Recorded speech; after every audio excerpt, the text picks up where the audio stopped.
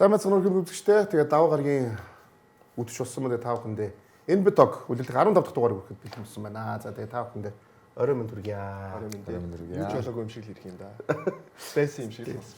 Би яг өмнөх 7 өдөр байсан юм шиг л байгаас тийм. Тийм байсан. Тэгээд ямарсан хөтлөгч нь ирсэн. Ерөөсөө өөрчлөгдөхгүй маа энэ минь байхгүй. За тэгээд өнөөдөр их сайхан байлаа. Тэгээд бүгдэнд нь нэрээ. Ер нь шинэ он гарснаас ч цөмөрөж уулзлаа. Өнөөдөр сайхан байлаа. Дуусаад аваа.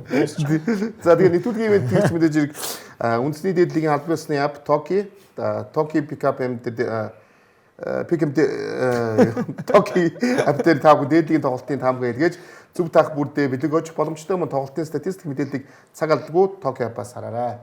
За тэгээд мөн нэвтрүүлгийн Platinum ивент хэрэгч Сагсан бөмбөгийн спортын дэмжигч хамтдаа Coca-Cola хэлэх таатай. За тэгээд мөн мэдээж хэрэг PC Mall байгаа. Тэгээд PC Mall бол Apple, Samsung, Huawei, Honor, Xiaomi брэндүүдийг албан ёсны ихтэйгээр уучлаагүй лизингээр зөвхөн PC Mall-аас тавхан аваад хэлмээр байна. За энэ маркетинг албаныханд энэ зөв уншихтын шалгалт авах болоорой гэж хүсье. Энэ би ойрд яасан чи гацаад хэллээ шүү. Нэг сар байхгүй чи төсөрч гисэн юм марцсан. Яхан жоохон арай амарчжээ. За бүгдээр нэр ахаад орой минь түргий. За тэгээд төсөргүүдээ яасан чи сайн хэлсэн мэт юм байна. Авъя. Аюу гоё нэвтрүүлэг болсон гэсэн шүү дээ. Таныг бас. За баярлалаа. Чанар нь сайжирсан. За унгачгүй ач гэсэн. За тэгээд өдөртийн 15 дугаар та бүхэнд үржин тэгээд бүгдээрээ сайн өнгөрсөн удаа тусан. Тэр 2 өдрийн өмнөсөн тоглолтоос эхлэх. Том үдээс эхлэх гэж бодож байна. За тэгээд New York Knicks Sixers-ийн тоглолт. За Sixers-ийн тоглолтыг үзээ. Зинстэй гоё тоглолт дуулна. Уулна гэдэг нь гэсэн. Ихэнтэй стой гоё тоглолт болж ирсэн. Тулгаа. Хан тэгээд энэ тоглолт нэр харин нөгөө би Embiid-ийг дэйнэр хэрэг. Embiid-ийг иймэр юу наа гэж харахгүй. Ойрыг ер нь эвзэг хугацаанд ивнэ гэж хараа. Ойрыг дэмжиглэж. Ингээд шүү дээ. Гоё юм тий. Тэр бичлэн гайг болчихор бас үнэхээр гоё юм шүү дээ. Ойлгочтой харах гоё шүү.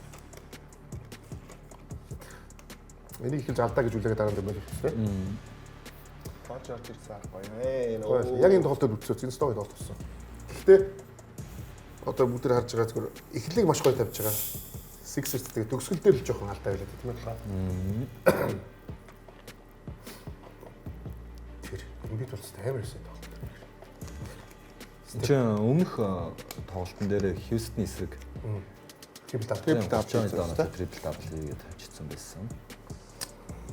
2024 онд 70 оноо авч замлынхаа дээд үзүүлэлтийг тогтоосноос хойш яг тэр өдрөө хамгийн сайн авалтаа тий.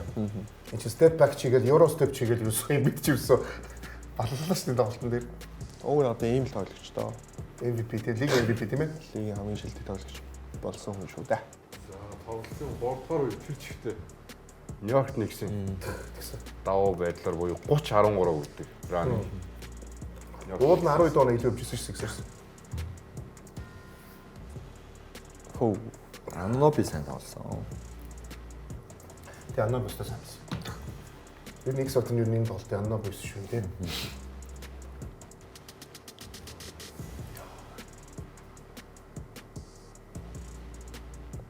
Ой. Макси.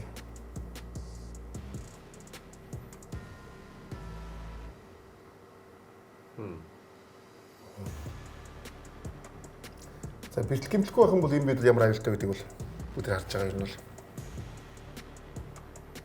Эмбид үү? Тий. Эмбид ч гэлтгүй ерөн зөөр энэ баг те. Бэлтгэл гэмтлээс хол байж тайм бол бас бүрэлдэхүүнд бол байгаа Бага. шүү дээ. Байлгүй яг. За ингээ хамгаалтанд За сул. энэ л ажилласан да. Энэ шийдэл. Тийм. За тэгээд бүгд юу гарч идэггүй. Ер нь энэ тоглолтын талаар ярив. Баясаас хэлж ер нь Sixers-ийн талаар юу ярих вэ?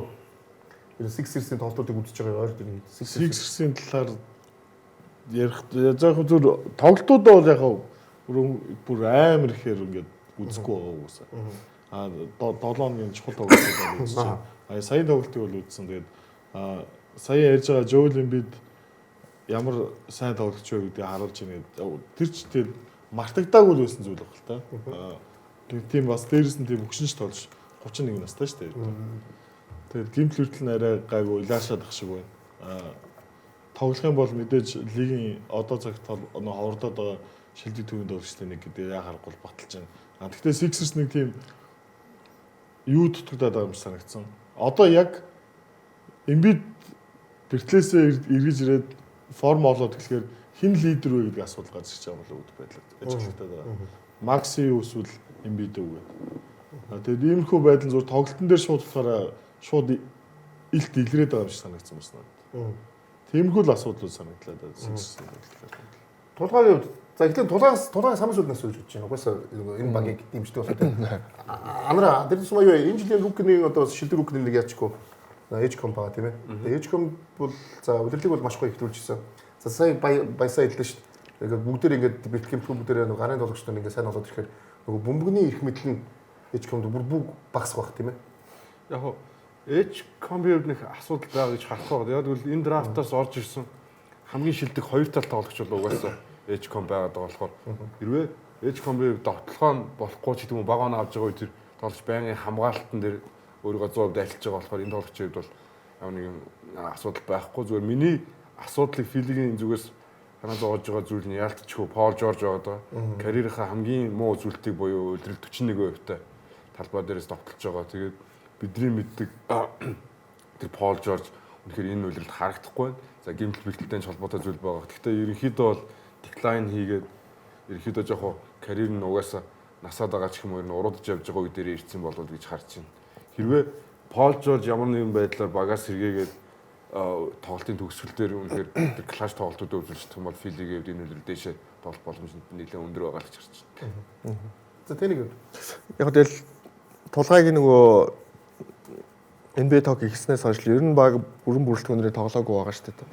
Тэрийг харчмаар энэ харуул өөрчтэй гэдснээр тэр нь харагдж байгаа болов гэж харж байна. Тэгээд дээрээс нь санал нийлж байгаа зүйл нь болохоор багийн ростер одоо Embiid-гүү одоо айгүй олон одоо тоглолтууд байдаг шүү дээ. Тэгэнгუთ яг одоо Embiid ингээд дараалсан тоглолтууд ч юм уу оролцоод ингээд эхлэхээр яг саяны нөр ротейшны асуудал байгаа юм санагдаж байна. Яг хин нь одоо Максийн тоглолт Embiid лидер болчихвол Максийн тоглолт арай нэг жоохон хязгаарлагдах ч юм уу тийм бол гэж бодсон. Пол Жоржийн хувьд бол бас нэг их зүйл бас хүлээгээд хэрэггүй баха. Том гимтлээ тэгээд нас тэгээ одоо ерөн зүгээр бэртэл гимтэлгүй яг шаардлагатай 4-р үед ч юм уу тэр яг клаш тавталгаануудыг хийх чадвартай тоглогч талбай дээр байгаа. Тэгэл тэр нь л ер нь филид давуу тал нь болох болов. Тэгэхээр одоо Пол Жорж заавал нэг 20-с дээш оноо ч юм уу одоо 20 оноо ч юм уу заавал одоо хийх шаардлагагүй болсон болоо гэж бодож байна. Тэгээд багийн бүрэлдэхүүний хувьд ч гэсэндээ бас залуу тоглогч нар байна.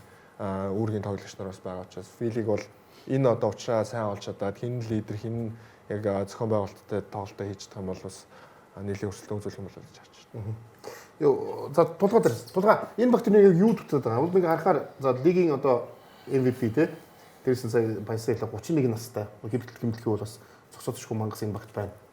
За дээрэс нь лигийн хамгийн хурдан тоглогч нэг манай авалтаараа ч гэсэн те энэ жил одоо нөгөө Америк тоглогчдоос ихний хэд явж байгаа лээ тулгаа Тэр нэгт л явж байгаа шүү дээ. тэгээ хамгийн одоо шилдэг тоглогч нь Яг Браун сүлд гүцсэн үү? Браунтай л ажилласан байна. Энэ багт дээрэс нь хамгийн туршлагатай одоо бүх одод те постэр Пол Жорж байна. За тэр нь хамгийн шилдэг сая анар хэллээ шилдэг рукигийн баг олон талд хоёр тоглогч. Тэгээд энэ багт уул нь бүгдээрээ байна шүү дээ. Тэгээд энэ багийг юу нь болохгүй. Энэ багт яг ингээд директ талаас нь харах юм бол ингээд цалинтай харьцуулахаар Пол Жоржийн нөлөө угаасаа цалинтайгаа хүрэхгүй. Гэхдээ зүгээр яг цалингийн мартаад ингээд талбай дээр үзүүлж байгаа нөлөөг харах юм бол би бол анараас эсрэг байр суртаагаа Пол Жорж маш том нөлөөтэй байгаа. Энэ багийн яг хамгаалтанд ерөөсөө зөвхөн ээж комп дээр яваад байгаа юм ерөөс биш. Пол Жорж энэ багийн хамгаалтын бүр хамгийн төшөөлөл хуруулсан тоглогч нь болчиход байгаа. талбай дээр хамгаалтыг хамгийн их дуудаж ингээд хүмүүсээ өрж байгаа тоглогч ч болчиход байгаа. Тэгээд өөрөө ч шаардлагатай үед хожлын бөмбөг таслалт, хожлын байж болох ус нөлөөтэй хаалцч гэдэг юм тоглолтыг өөрчилсөн ийм импактаа үзүүлээд эхэлсэн нь бол сайшаалтай байгаа. Тэгээд шидэлтийг үүсгэл нь докторчод Эмбид шиг ингээд одоо Эмбидийн нэг статистик үзүүлэлт байгаа л да, найруулагч ба шууд үзсгч. Сараас сард хэрхэн ингээд статистик үзүүлэлт өсөж байгаа гэх. Энэ сүүлийн 39 он авсан тоглолт нь ороогүй. Тэгээ орчуулаад 27.5 ч гэдэг юм те. Ингээд зүгээр харахад Эмбид нөгөө гимтлээ шидгээгээд өөрөө ч гэсэн ер нь ингээд сүүлийн байгаагүйрээ би хөнгөн байна гэдэг нөгөө өвдгнөөсөө хүртэл айж өсөхгүй байгаа юм даа өсөрлөг болцсонтай адилхан. Пол Жорж ямар ч зихний хэлж хамгаалтан дээрээ төвлөрдөг болчиход байна. Тэгээ шидэлтийг үүсгээд ороод эхлэх юм бол ер нь бол плей-оффын тоглолт нэр асуудалгүй 20 орчим оног аваад их. За нэг 18 оноо дундчлах боломж байна. Тэгээ дээр нь Grimes, Oubre гээд 10-аас дээш нь дундчлах тоглолт бүр дээр авчих потенциалтай ямар ч 6 тоглогч байна. А энэ багийн асуудал гэвэл мэдээж нөгөө 4 номер тэгээд Доминик Барлоу ч гэдэг юм уу одоо нөгөө Jabari Walker ч гэдэг юм уу нэг иймэрхүү 4 номерууд байгаа. Гэхдээ тэдний лигийн хамгийн хямдхан 4 номерууд тахгүй. Яг зүгээр л хар ажил хийдэг үүрэгтэй болчиход байна. А зүгээр сэлгээний холбогч гэж зүйл дутагдаад байна. Төвийн байрал дээр Bono Drummond хоёрыг бол би хангалттай дэжгүй болчих уу аль тоглолттой тоглоод иж болох уу гэж бодож байна. А холбогч дээр Kyle Lowry-гоос угсаа юм хүлээж ирэхгүй зүгээр хувцалхаар нийл лидер болсон. А тэгээд Jared McCain дээр энэ хүлээлт байсан болж McCain одоо бүр хөгжлийн лиг рүү явуулчлаа. Яхахгүй минут өгөөд одоо Rich Shepard шиг боломжоо ашиглаж чадсангүй. Тэгэхээр одоо зүгээр солилцоон цон хагтаас өмнө дахиад холбогчийн байрал дээр сэлгээний холбогч тэгээд 4 номер 2 дээр боломж байвал нэг арай дажгүй үүргийн тоглогчд авчирч чадвал дээшээ үсэх боломж нь ихсэх юм болов уу гэж бодож байна. Юу Андра чи Никсиг плей-офф төрний хүлээлт ирээ. Инжери. Ирүүл гибтгэхгүй гэж асууж байгаа шүү. Тийм Нью-Йорк Никсийн хүлээлт гэж ярихаасаа илүү хамгийн түрүүнд ярих хэвээр асуудал нь Карл Антони Таунсийн асуудал болчиход байгаа шиг байна л да. Одоо маш их хил амыг дагуулж нь ер нь сүүлийн хэдэн тоглолтын дээр гаргаж байгаа статистик үзүүлэлтэнд ч тийм болохоор энэ бас Карл Антони Таунс сэтгэл зүйдэн дагаад нөлөөлч үдэ гэсэн нэг тийм зүйл. Яа тэгвэл сая Джейлен Брансныг гимтсэн үед яалтчгүй энэ орон зайг нөхөж багаж ширхэх хэвээр тоглогч нь Карл Антони Таунс байх хэвээр гэж хүн болгон харж байгаа.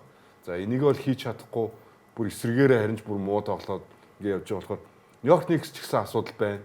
Энэ нь одоо чи юу би юу хэний буруу вэ гэдэг дээр ер нь яригадад эхэлсэн нэг асуудал байна. За бүгд тэгээд Нью-Йорк Никсийн сүүлийн 13 тоглолтын жишээс 4 л өтсөн юм шүү дээ. Энэ баг тэгэхээр 9 сожигдоод 4 өтсөн байна те. Энэ бол одоо Нью-Йорк Никс гэдэг багийн хувьд тусмаа NBA-ийн кап хийсэн болсон багийн хувьд бол тэрнээс дараах зүйлүүд биш тийм үү. Тэгэхээр бол муу байна тийм үү. Хайса ер нь Нью-Йорк Никс дээр Гэхдээ Никсийн асуудал сая Андре хэлж байгаа Таунс гэдэгтээ бол 100% санал хэлж байна. Сүүлийн үед нэг хайхтар юм яриад байдгүй Харт нүртэл юм яриад манай баг өмнөшөө биш болчиход байна гэдэг. Тэгэд яг тоглолтыг харах юм бол Майк Браун суулжуулж энэ цомын аваргуултал Майк Брауны авчирсан сгсэн өмгийн арга барил систем нь ажиллаадсан шүү дээ.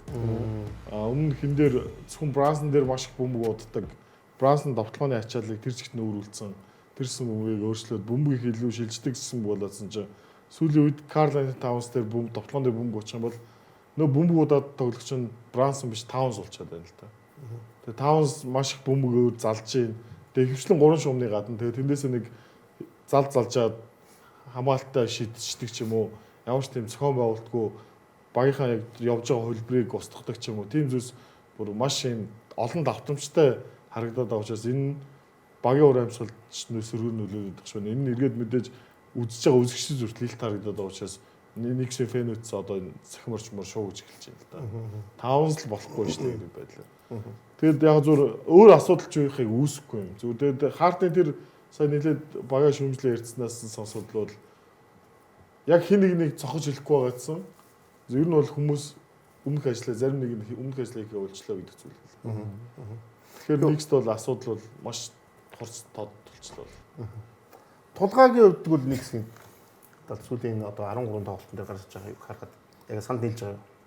Тийм би бол харин тийм ер нь би яг угаасаа өнгөрсөөл хэлээд шүү дээ. Угаасаа Кат шиг үеийн 5 номер дээр Катыг тоглуулсан баг бол угаасаа 10-ны зуршинд харж чадахгүй байгаа гэдэг. Угаасаа бившний тоглолт муутай. Тэгээд 5 номерын тоглогчид хамгаалт муутай тоглогч байсан. Тэгээд өөрөө болохоор Карл Антони Таунс ер нь надад ийм тохирсон тоглооны хөлбөр манай ер нь хоо болчихднаа.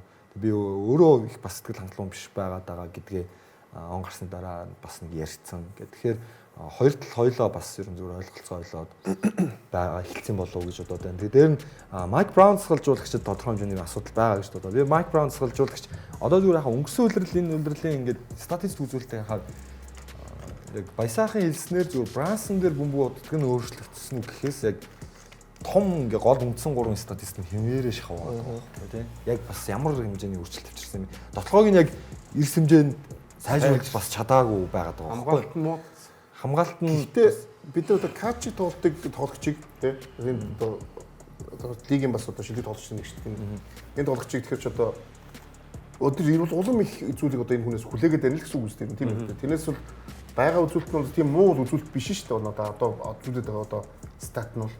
Гэхдээ бид нар тэрнээс улам ихэд хүсэж гэсэн үг үстэй тийм. Энэ Карл Антони Таунс уу? Тэрс тийм муу үзүүлэлт бол үзүүлэлт. Яг тийм. Ер нь бол давгүй үзүүлдэг шүү дээ. Ер нь бол. Гэхдээ зөвхөн миний зүгээр харж байгаа болохоор зүгээр энэ баг нь өөрөө тоглогч нараараа ч юм уу одоо ростераараа ч юм уу ер нь потенциалтай тулцсан юм шиг надад санагдав. Тэгээ энэ потенциал угаасаа авраг авах потенциал байхгүй. Тэгээд нэг юу гэдэг 2 дугаар шат ч юм уу тэр хүртэл явдаг. Тэгээд ийм баг л гэж би зүгээр хараад байгаа. Одоо яг Никсийг ийм бүрэлдэхүүнтэй Никс ингээд NBA авраг болчихно гэж бол төсөөлөх. Надад бол ямар нэг тийм юу бол байхгүй. Төсөөлөл бол байхгүй. Одоо ингээ бүр олон талаас нь харж болоод байгаа Никсийг. За төвийн барилт дээр КТ-г 5 номер дээр бас хэцүү байна. Тэгээ Мич Робинсон олон минут өгөхөр угаасаа удаандаад байна тий. Ачаалж таахгүй.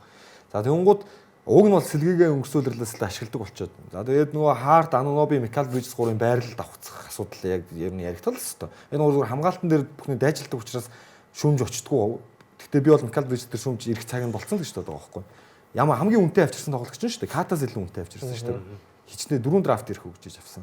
Тэгээд тэр тоглогч нь багийнхаа довтлооны 4 дахь сонголт нь болоод ядаж одоо Анунобигоос илүү ч довтлж чадахгүй явсан хэвээрээ байгаад байна. Тэгэнгუутаа Джейлен Брансон бас яг багийн номер 1 лидерээр авраг авах хэмжээний тоглогч мөн үү? Оноо авах тал дээр асуудалгүй мөртлөө бусад тал дээр яг банлайлагч байж чаддсан юм уу те Брансон. Тэгээд дээр нь Майк Браун сахалжуулагч тактикийн хувьд тоглолтын хэмнэлийг өөрчилсөн үү гэвэл өөрчилсөн. Гэхдээ статистик бол амжилтыг харах юм бол өнгөрсүүлрэлээс сайжирсан юм харагдахгүй байна. Мөн бас багийг тэгж зангидаж удирдах чаддаг сахалжуулагч юм уу те? Ер нь туслах л байвал тохироод байгаа шүү дээ. Болон удаа бид ирсэн энэ байрсан шүү. Тэгэхээр ингээд тал талд нь асуудал байгаа юм санагдаад байгаа байхгүй. Баг удирдахаар угсаа ерөөсөө болохгүй дандаа туслахаар маш сайн туслах. Зөвхөн катын буруу биш юм шиг. Тэгээ тал талд асуудал байгаа. Тэгээ тал талд өөрсдөө бас нэг өмөөрөх юм байгаа даа шүү. Тэгээ тэр нь бас хоорондоо ингээд уулзалтахгүй одоо хүлээншүүрэхгүй байгаа юм шиг. Тэгээд бүгд өөрөөсөө үзэл бодлоодыг яриад байгаа юм шиг. Би таадаас нэг асуултыг асуугаад тэгээд нөгөө яг энэ сэдвийг дараагийн сэдв рүү орё гэж бодож байна л та. Энэ хоёр баг яг одоо нэг нь 4-р нэг нь 6-р нь явж байгаа. Нэгс энэ хоёр баг 4-5-аар гарах юм бол эхний шатанд тоглох магадaltaй байхгүй юу? Болно шүү дээ. Магадлал байна. Одоо тэгэхээр хэрвээ тэх юм бол та яг энэ аль багт нь илүү юу вэ? Яг бэртэл гимтлэхгүй бол гэж асууж байгаа байсаас гэлээ. Бэртэл гимтлэхгүй бол Sixers л байна л да. Joel Embiid гимтлэхгүй бол Joel Embiid их юм шиг байна. Яг энэ бүрэлдэхүүн ингээд бол чи бол Нью-Йорк Knicks биш Sixers илүү гэж байна тийм. Анар. Зөвөр ийм баггүй. Тэд таасаа хэллээ шүү дээ. Карл Антони Таунс бас давуу тал байгаа. Бага. Тулгаа түрүү хэллээ шүү дээ. Байрлал нь 5 номер болохоор асуудалтай байна. Ямар асуудал ороод гэхээр Карл Антони Таунс хамгийн хурдан алдааны асуудалд ордог тоглогч байхгүй. 5 номердээ тоглоод 4 алдаа болоод 3 алдаа болоод ирж суучдаг. За тэгэн гол Карл Антони Таунсын тэр гомдлоод байгаа зүйл нь ч гэсэн үнэ. Карл Антони Таунс зарим тохиолдолд ямар байна гэхээр 3 дээр 3 шугны гадаа бөмбөг аваад нэг эсрэг нэг айсаа будтал буруу дайрдаг юм тоглолтыг хийдэг. Тэгэн гол Джейлен Брансны гарт тэр бөмбөг байж л байгаа байхгүй. Тэр би цаг дуусчих юм өчтөн одоо жишээ нь catch and shoot хийгээд Карл Антони Таунсыг тоглол гэвэл тэр чинь бас учир дутагдaltaй байгаад байхгүй. Яг 20 оноо 11-с хамбар жидэм ингээд дундчлаад гайгүй статистик үзүүл чинь гэхдээ яг дасгалжуулагч нь бас Карл Антони Таунсыг яг өөрийнх нь яг тэр давуу талаа гаргаж чаддаг байрал дээр нь тоглож чадж байгаа мó гэдэг асуулт гарч ирэхээр байна тийм үү. За тэгэн гол Мичел Робинсон очихоос хамбар хамгаалтанд сайн болж байгаа ч гэсэн бутаал баг дүүргээ зогсож байгаа болохоор одоо Карл Антони Таунс одоо нэг дайрах Брансон дайрах зайг ч гэдэм ингээд хаанчдаг ингээд асуудалтай зүйлүүд Нью-Йорк Никс байна. Гэхдээ намайг яг одоо сонгож байгаа бол би Нью-Йорк Никсийг сонгох гэдэг байгаа. Та энийг төлөөгээд байгаа гэж Нью-Йорк сонгоцаа. Тийм ээ. Бит гимтлэхгүй гэж байгаа шүү дээ. Хоёр баг Би бол байлаа. Филийг сонгоно. Филиг үү? За. Фили байгаасаа ч гэж хүсэж байна ер нь бол. Ньокас илүү. Энэ үнээс суух яадлахгүй. Яа. Зүгээр Нэг ч хэлэх юм бэлээ. Нэгсийн одоо зүгээр бүрдүүлсэн бүрэлдэхүүнийг харах юм бол төвс сажуулагчийг байхад яг энэ баг бүрдүүлж. Тэгээ бүрэлдэхүүнийг харах юм бол зүгээр багийн удирдлага Брансон зориулаад уг нь баг бүрдүүлсэн байхгүй юу? Хамгаалдаг тий. Брансныг нуухаар. Вилановогийн нөө нэг хин Брансны хүсэнд олсон авчирсан. За яг Винчензог явуулсан л да. Канте орсол зүгээр. Тэгээд хэнийг Микал Брицийг авчирсан. Сүүл дараа нь Анонобиг авчирсан. Ерөнхийдөө зүгээр Брансныг хүссэн баяг бүрдүүлж өчөөд тэгээд энэ дээр нь одоо болохоор Майк Брауныг сольчингууд энэ дээр зүгээр тийм асуудал гараад байгаа юм бол би бол тийш л харж. Тийм учраас одоо зүгээр яг бод байдалтай эвлэрээд харах юм бол багийн асуудал нь таавслуулт гараад. Майк Браун яг ойднууд ингээд цомын нэг юм цомын авар уучлаа шүү дээ. Тэрнээс шогцсон унчлаа шүү дээ. Зөв улирал урт учраас одоо асуудлууд нь гарч эхлэхээр Таунсен тэр нэг юм багтаа багийнхаа тасалж өгч юм эсвэл тоглож байгаа арга сая анарс өөрх нь хүсснээр бас тоглохгүй байгаа ч юм уу. Тийм байдлууд нь Таунс таалагдахгүй. Тэгээд Таунс бол яг харахгүй лигийн самбарын тоглолт донд бол том нэрс хамгийн том нэрнүүд юм шүү дээ. Тэр бол ойлгомжтой асуудал. Гэтэ Таунс, Антони Дэвис хоёр дээр нэг асуудал карьерийн турш ажилладаг юм. Хоёулаа би өөрсдийгөө 4 номер гэж ярьдаг. Гэхдээ одоо яг одоогийн өнөөдөр тоглож байсан хүмүүс бол энэ хоёр 4 номертэй хэтэрхий удаан байгаа байхгүй юу? За. Одоо бусад багуудын 4 номерыг харах юм бол дандаа хурдан, дандаа илүү шийддэг ч юм уу. Тим тоглогчд байгаа. Энэ хоёр үнэхээр яг би өгдөл сайтаас арай жоох удаан. Тэгэхээр ямар ч цолж гинэрийг 5 номер гэж хараад 5 номертэй тоглуулахаар 5 дээр болохоор жулдаад байна. Жулдаад байдаг тийм. Жишээ жулдаад би хааны хувьд биш. Тэр нэг юм сэтгэл зүйн байдлаар л жууд. Тэрнээс яг үндэ Карл Антониус бас том шүү дээ. Зүгээр л нэг өөрийгөө жоохон Дөрүүл гэж бодд юм яа л. дөрөв тийм байна. Дөрүүл гэж бодд. Өөрийгөө дөрүүл гэж бодоод байгаа. Тийм учраас зүгээр яг одоо зүгээр баг нэгэнт тасалжуулагчаа солилцсон. Тэрнээс өмнө бүрдүүлсэн баг учраас би бол тасалжуулалт буруу гэхийг хүсэхгүй байна л да. За зүгээр мэдээж Майк Брауны яг лигийн шилдэг ахлах тасалжуулагч байх уу үгүй юу гэж яриул өөр асуудал болж. Одоо бүрдүүлсэн баг дээр өгдөл дээр харах юм бол 5 асуудал юмшсан. За тэгвэл тулгаа чи сая чи бол одоо чамаас асуув байгаа шүү дээ. Жайлан дээр байгаа гэдэг. Гэхдээ сая тоглолт бид нэг үзлээ шүү. Сая болсон тоглолт. Эхний 2 үед дээр бол 17 онд бараг илүү явжсэн.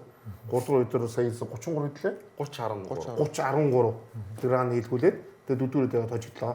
Тэгэхээр яг энэ хоёр баг сая ерөнхийдөө л баг энэ баг бүрдүүлээд тоглож байлаа тий. Тэгээд энүүрээ тоглол Ньорко Sixers үү? Sixers л тэ. Гэхдээ 2024 онд энэ хоёр 7 тоглолт гаргадаг дэр Sixers асуудалтай байсан байхгүй. Эмбид гимтэлтэй нөгөө тоглолт гэсэн. Тэгээ энэс ер нь зөв Харден л байсан болохоос ер нь үүргийн тоглогчдын бүрэлдэхүүн энэс муу байсан байна. Тэгэхэд яг Никсийн ерөнхийдөө энэ бүрдэл нь бүрдээд эхэлсэн, хол явсан багш суурин тавигдсан. Тэгэхэд л 7 тоглолт гаргаж байгаа байхгүй юу? Ер нь бол одоогийнхоос муу Макс. Тэгээ ингээ одохоор Эжком байгаагүй. Ингээ одохоор Sixers л тэ. Гимтлэхүүгээр төсөөлөл ялцчихгүй. Тэгээд тэгсэн ч нэг энэ хоёр чинь 2 дахь тоглож байгаа байхгүй юу? 7 тоглолтын өмнө тоглоход Sixers 12 оноогоор очсон шүү дээ. Тим тоглолт нар ганцхан зүгээр нөгөө ер нь бол энэ үлрэл тоглосон тоглолтыг харахаар уус агуулгад илүү байгаа Sixers. Сүүлд бол яхав тэгээд Landry Shamet шидэл дээр хожигдсон нь тэр бол байж болох. Гэхдээ тэрэн дээр нэм харсан зүгээр миний л харсан юм баггүй. Эмбид одоо бид тэр хизээч эмбидийг буцаад 100 болцсон гэж хэлж чадахгүй шүү дээ. Одоо эмбид нэг 60-70% тал тоглож байгаа байхгүй юу? тэгэхэд л амар. Тэр амар байгаа. Тэгэхэд эмбид ахаад дээшгээ 80% 90% толж ер нь бол айгүй хэцүү байхгүй юу? Гэхдээ харин нэг яг тийм болох боломж яг байгаа мүү юм уу? Би ороо мэдэхгүй байхгүй. Яг тэр эмбид яг хоо довтлохон дээр ингээд хөдлөөд хоёр алхам тийгээд тохож мохоо тийм том бит юм шиг тохоо л доо. Зүгээр гэхдээ яг хамгаалтан дээр одоо чинь 3 руу гараад тэр шилжилтийг блок хийх ч юм уу ийм шилжилтүүд хийх хэмжээний хүлэн 100% идгээгүй л байгаа надад харагдаад байгаа. Наад нэр чинь ингэж болсон зэ. Зүгээр тийм хэмжээнд үнэхээр Никс шидэд хожвол хожиг зэ. Гэхдээ Никс яг сурлын 4 тоглолтод төрүүлж тэгж хожих. Одоо хэмжээнд шидэхгүй байна гэд эмбид 3 бутаад дараа чинь эсрэг талаас нь харах юм бол шидхийн тулд Катыг 5 дээр тоглуулангууд эмбидэд зөрөөд өөрсдөө алуулж байгаа. Гэхдээ яг зөв энгийн асуулт нь энгийн байсан шүү дээ. Яг одоо бүрэлдэхүүн цоо өрүүл гэж бодлоо. Цоо өрүүл юм уу? Тэгээс хийж тийм үү? Гэсэн асуулт байга л яв. Яг хоо өнөөдрийнхөө бол бодчих л да 60% дээр тэгээд тоглочих л да. 60% дээр. Би хариултаа хэлсэн шүү дээ. Аха. Тэгээд дийлэхгүй эмбид зөрөөд 2 оноогоо алдаад байгаа учраас Мичл Робинсон сая 27 минут тоглоллоо шүү дээ. 18 минут тоглодог тоглогчид 10 минут илүү өглөө шүү дээ. Тэгэхээр химэл хиний Пол талтай Жорж 63 минут тоглоод 7 хоног авч байгаа байхгүй юу? Тэгээ 10 оноо авцвал өөр тайм авчихсан шүү дээ. Яг гоо зүгээр би юу зүгээр гэж харсан. Гоё байсан, үнэхээр гоё байсан. Эмбидийг буцаад гэж үнэхээр гоё байсан. А гэхдээ айсан би. Яг энэ тоглолтын дээр 3-4 удаа унсан байхгүй юу? Одоо яг тий. Одоо тэр блок хийгээ унжаа.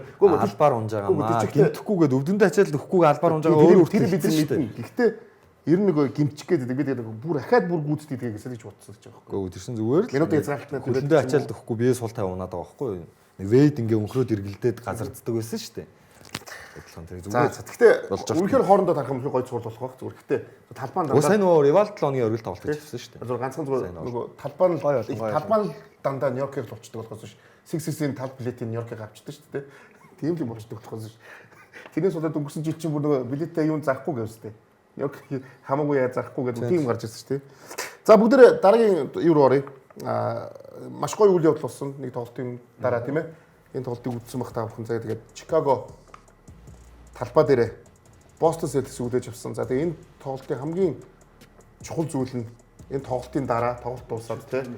Тэгээд Дерек Роузын одоо өдөр гэж хэлэх юм да тийм ээ.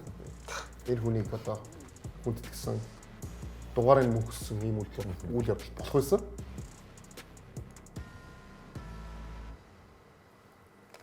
Маш сонирхолтой тоглолт. Чикаго Буллс багаараа энэ тоглолт биш.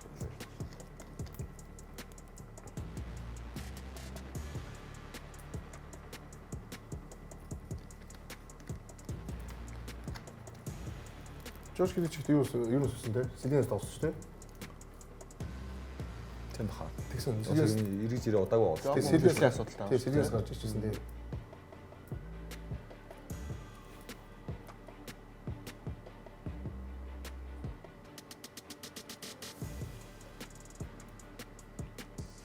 Тоглолтын зуршил нөгөө аваад.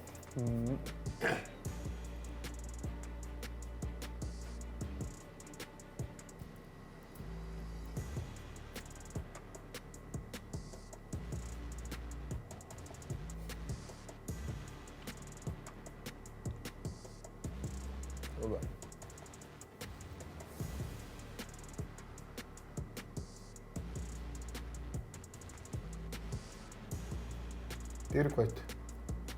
Басан тогсон. Биш ээ. Коби. Вайт. Энэ Дерек Вайт байна. Эцэд хоёр байна.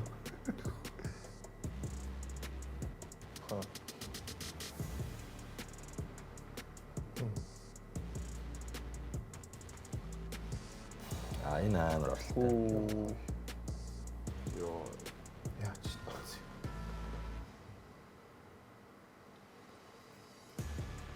За ингэ тайм аутаас гарч ирээ. За энэ гол те.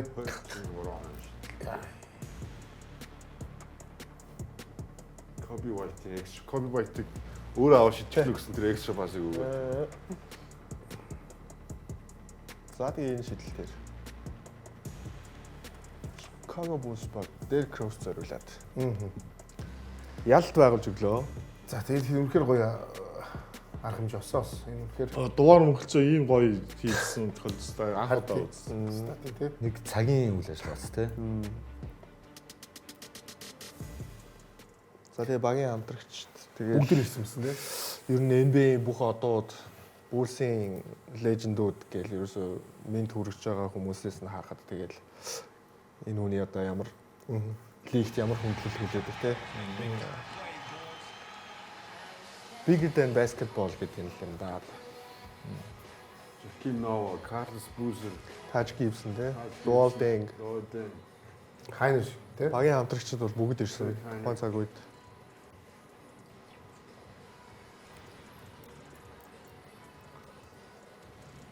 Би ч нэг бас яасан хүний нэг юм хайр татсан хүн байдаг нэг тийм л тоглож юм шиг байна. Тэ ер нь зөрөөс ингэ тоглогчд дундаа ч гэсэн. Үлийн дэмжигчдэд бол ойлгомжтой. Гэхдээ үзэн ядагч угаасаа байхгүй тоглогч гэдэг чинь те. Тэгээд энэ ястаг баясаг хэлдэг юм хаа. Ер нь ийм гоё ер нь дугаар мөнгөлт өсдөг нөөрд үзэх байх юм те. Ер нь байсан юм уу? Яг ийм гоё те.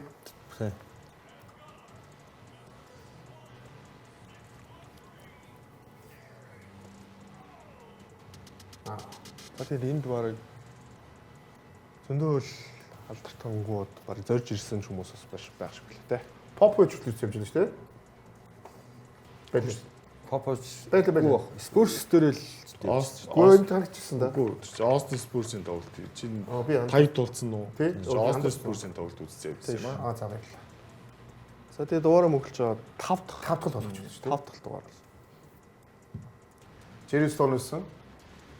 Хин Jordan Pippen гэдэг нөгөө Gilmer уу? Bob Love гэсэн.